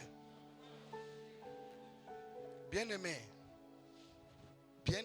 l'incrédulité est un poison qui paralyse la destinée de quelqu'un, qui arrête les projets de Dieu dans la vie d'une personne, qui annule la puissance de Dieu.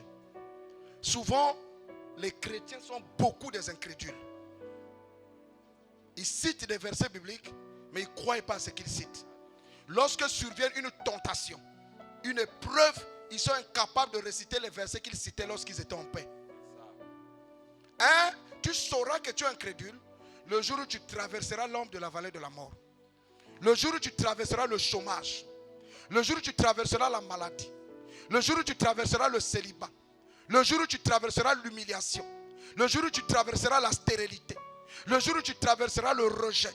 Tu sauras que tu ne crois pas à la parole. Lorsque tu seras incapable de tenir tête à cette situation en récitant les Écritures et en te tenant debout sous la parole et à ne confesser que la parole face à ce que tu traverses. Quand quelqu'un commence à nier la parole, rejeter la parole, parce que ce qu'il traverse est très douloureux, tu es devenu incrédule.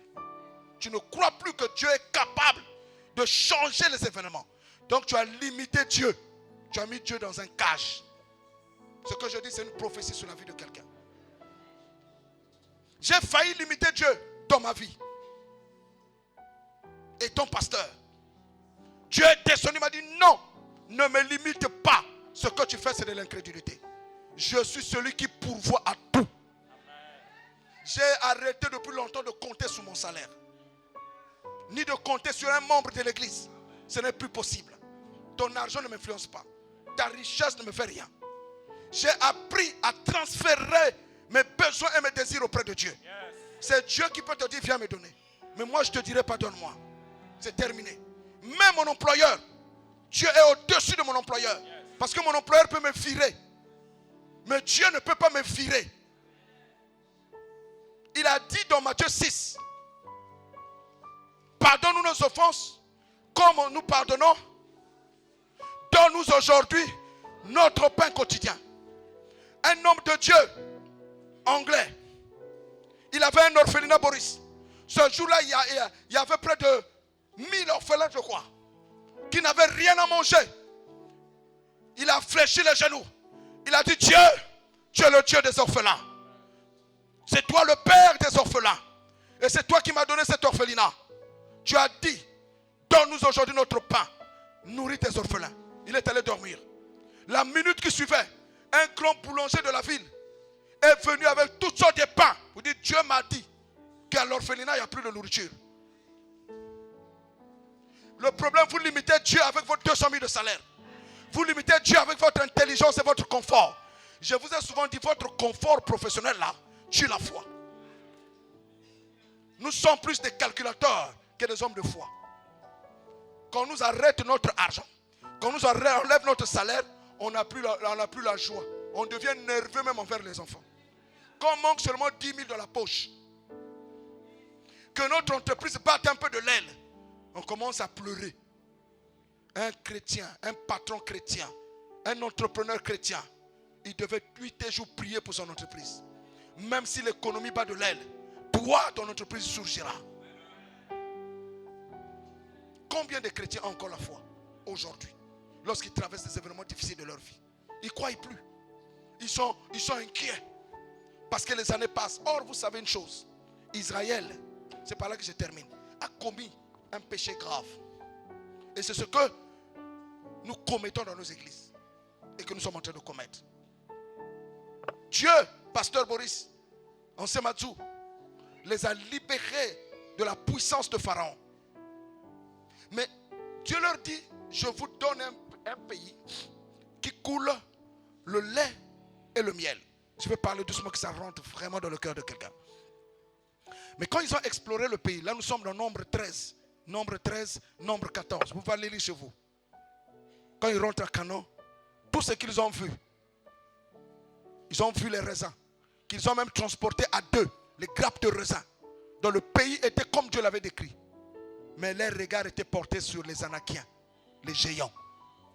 Quand ils reviennent, ils font le compte rendu, mais il dit que nous avons vu des géants. À leurs yeux et à notre yeux, nous étions comme des sauterelles. Les géants là, les avaient jamais parlé.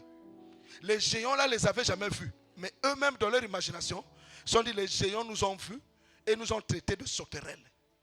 Nous ne pouvons pas nous emparer de ce pays-là. Vaut mieux pour nous retourner en Égypte. Beaucoup d'enfants de Dieu, face aux challenges les plus redoutables de leur vie, disent, pasteur, je vais pécher. Dieu comprendra. Parce que ça là, je ne peux pas. Or, tu oublies que Si tu tiens ferme et que tu tiens tête à ce qui veut te faire écrouler, tu recevras une récompense redoutable sur la terre. C'est-à-dire que tu vas shifter à un niveau de grâce et d'abondance incroyable.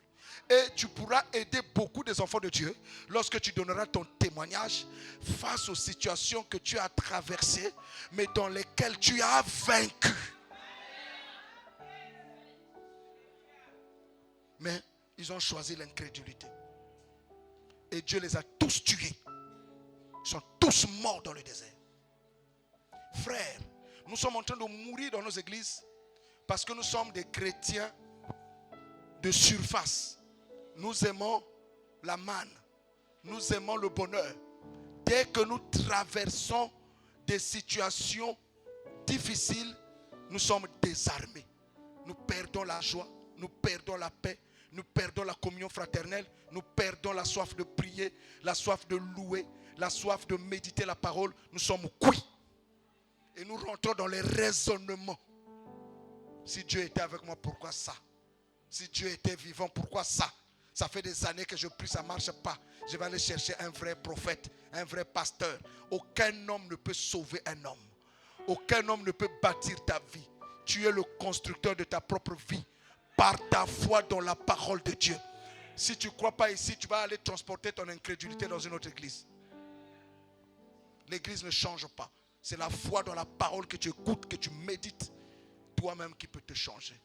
La Bible dit, ne nous bornons pas à écouter seulement la parole de Dieu, mais mettons-la en pratique. La parole, c'est le véritable miroir qui révèle notre nature cachée et qui nous libère de toutes sortes de puissances des ténèbres. Il n'y a rien qui ne dépasse l'évangile. L'évangile est une puissance de Dieu pour le salut de quiconque croit. Ton problème, mon problème est d'abord de croire à l'évangile. Qu'est-ce que l'évangile? La puissance de Dieu pour libérer tout homme, toute femme qui est dans une servitude, quelle que soit la nature de la servitude. Et aucun homme ne peut te délivrer. Aucune femme ne peut te délivrer. Aucune puissance venant d'un homme ne peut te racheter. C'est la puissance de la résurrection qui est en Jésus-Christ, qui peut délivrer quelqu'un des liens de la mort, des liens de la servitude, des liens des humiliations. Ton problème, mon problème, c'est de croire. Il faut sortir de l'incrédulité. J'ai prié pour une femme qui avait le cancer de sein, ça a disparu. Mon ami, quand tu ne crois plus, parce que tu souffres, parce qu'on t'a maltraité, mon ami, réveille-toi. Josué et Caleb ont dit, nous allons les vaincre. Frère, ce n'est pas normal que tu restes des années sans bouger. Ta vie doit bouger, ma soeur. Ta vie doit bouger, mon frère. Et la personne qui doit bouger ta vie, c'est toi-même. Relève-toi d'entre les morts. Arrête de te mépriser. Joue pas avec ta vie. Hein? Si tu rejettes la parole que je te prêche, Dieu va te rejeter. La puissance de Dieu est descendue sur Josué et Caleb. Parce qu'ils ont cru. Est-ce qu'à point de vie, il y a des hommes et des femmes qui peuvent croire? Qui peuvent croire que Dieu est Dieu et qu'il est vivant.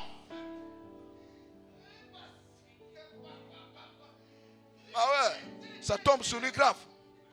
La grâce de Dieu, bien sûr. Mon ami, arrête de compter sur ton mari. Arrête de compter sur ta femme. Arrête de compter sur tes parents. Arrête de compter sur le pasteur ou sur le prophète. Appuie-toi sur l'Éternel. En tout temps. Et il ne te délaissera pas. Il ne t'abandonnera pas. Il a dit, il ne laissera pas souffrir le juste de faim.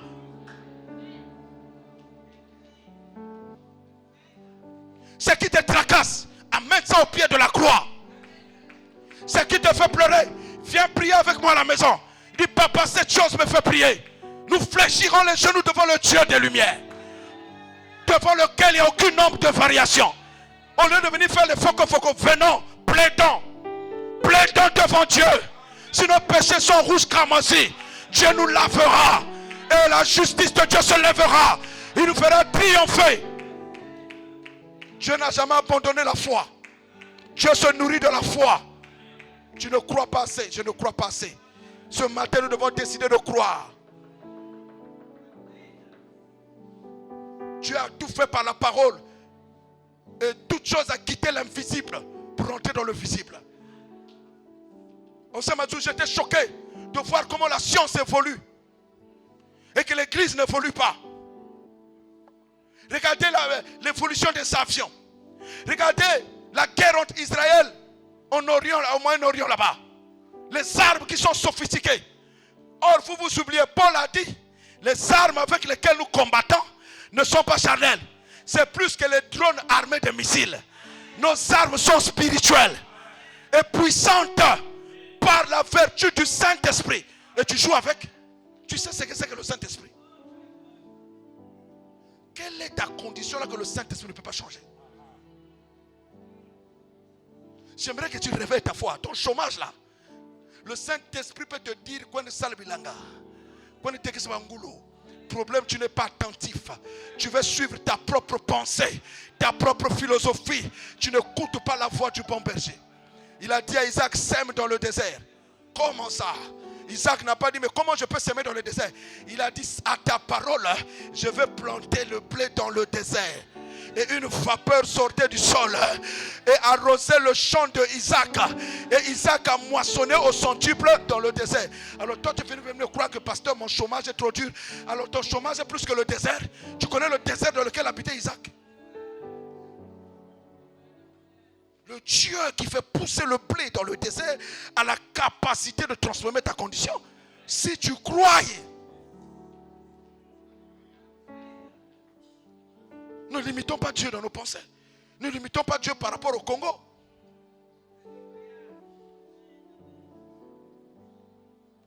Les hommes de foi, les femmes de foi, c'est pas quand tout va bien. Ça, c'est pas la foi. C'est quand tout va mal. Prouve-moi maintenant que toi, tu es un homme de foi. Prouve-moi maintenant que tu es une femme de foi. C'est facile de dire je vois. Ça te concerne à toi-même. Vous savez, un vrai prophète, c'est celui qui est capable, lui-même. Quand il voit chez les autres, il voit chez lui-même.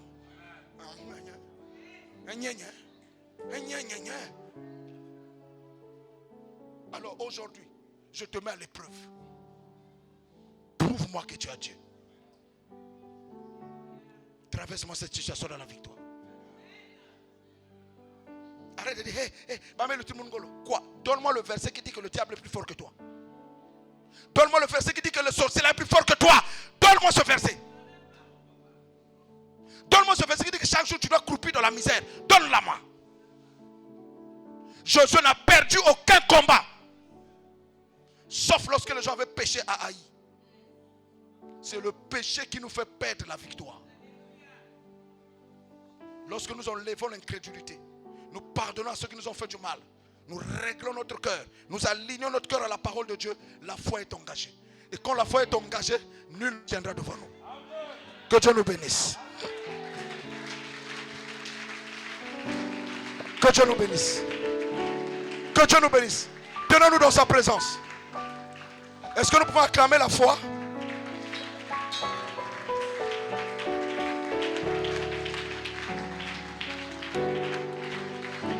Écoutez-moi.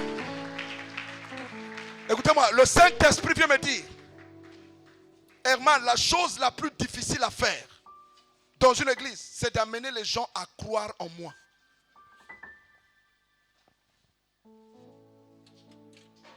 La chose la plus difficile à faire dans une église, c'est d'amener les gens à croire en moi, dans ma parole.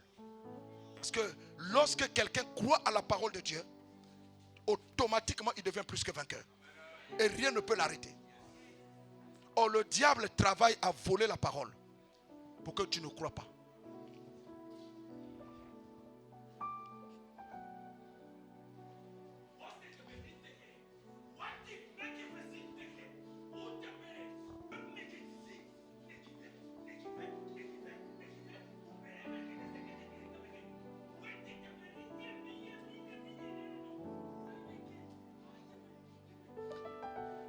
Tu dois donc travailler ton cœur à ce que la parole pénètre ton âme.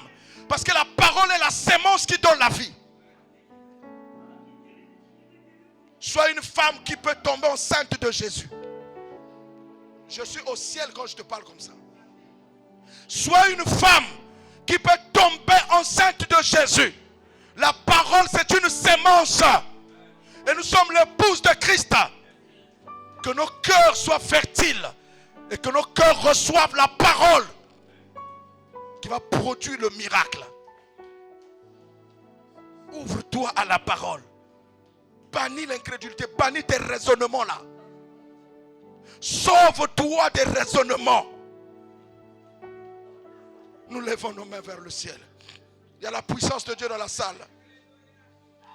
Si quelqu'un croit ce matin, son témoignage sera vivant. La puissance du Saint-Esprit t'atteindra. Sans le secours de ma main. Nous levons nos mains. Nous levons nos mains. Tout le monde est debout. Ne reste pas assis. Mets la foi devant cette chose. Devant ce problème. Mets la foi. Mets la foi. Mets la foi, je t'en conjure devant Dieu et devant les anges. Si tu crois, tu verras la gloire de Dieu ce matin. Sur les hommes comme sur les femmes, il pleut le Saint-Esprit. Il pleut la puissance de Dieu. Il pleut la résurrection. Le Dieu qui a ressuscité Lazare dans cette salle. Le Dieu qui a rendu la vie à Lazare, il décide ce matin à quiconque croit de te rendre la vie, de te rendre ce que le diable a volé, de te rendre ce que le diable veut te piquer, de te rendre ce que le monde veut t'enlever. Ce Dieu est capable. Le juste vivra par la foi. Ne ferme pas ta bouche, commence à prier. Ne ferme pas ta bouche, commence à prier. Ne ferme pas ta bouche, commence à prier. Commence à libérer ta foi. Commence à libérer ta foi. N'attends pas le pasteur. N'attends pas le pasteur. Commence à libérer ta foi. Commence à libérer ta foi. Je lève mes mains vers le ciel. Je te donne mon cœur. Oh my God, oh my God. Dieu veut te faire rentrer dans le repos. Nous adorons, nous proclamons. Nous adorons, nous déclarons. Nous adorons, nous parlons à la nature. Nous parlons aux montagnes. Nous parlons aux vallées. Nous parlons aux situations. Oh, libère-toi, libère-toi, libère-toi, libère-toi, libère-toi. Tu es mon repos. Je lève, je lève, je lève. Oh, libère-toi.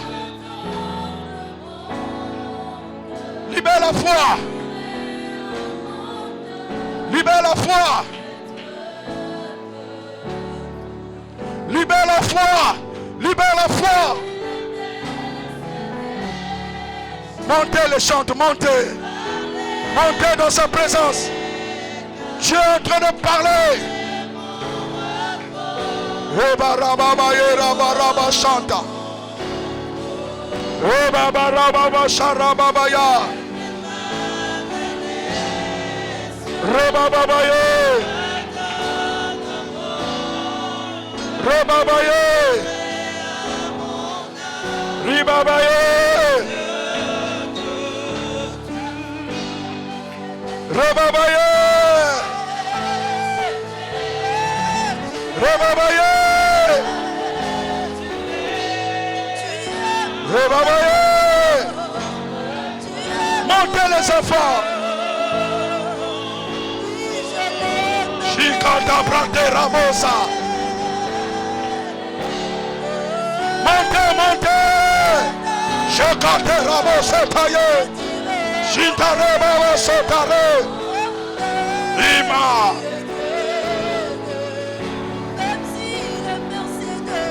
Ribaba shatake karomosa. Shindara baba iremosa. Shindara baba yeke sakata prateramosa. Imana rababa. Écoute-moi ce matin. Dieu a dit, et je ne m'amuse pas, j'entends dans mon esprit, Il y a une femme qui a besoin de tenir son mari et de venir avec son mari à l'hôtel prier pour leur couple. Il y a une femme dans la salle qui veut tenir la main de son mari pour venir devant l'hôtel et prier avec son mari. N'aie pas honte. Prends la main de ton mari. Viens à l'hôtel. Nous allons prier ensemble. Écoute-moi. Dieu me dit ceci. Dans la Bible, il est dit, tu diras à cette montagne, ôte-toi de là. Si tu ne doutes pas, mais que tu crois dans ton cœur, que ce que tu dis arrivera, tu le verras. J'aimerais que chacun ici commence à parler à sa montagne. Commence à parler à sa montagne.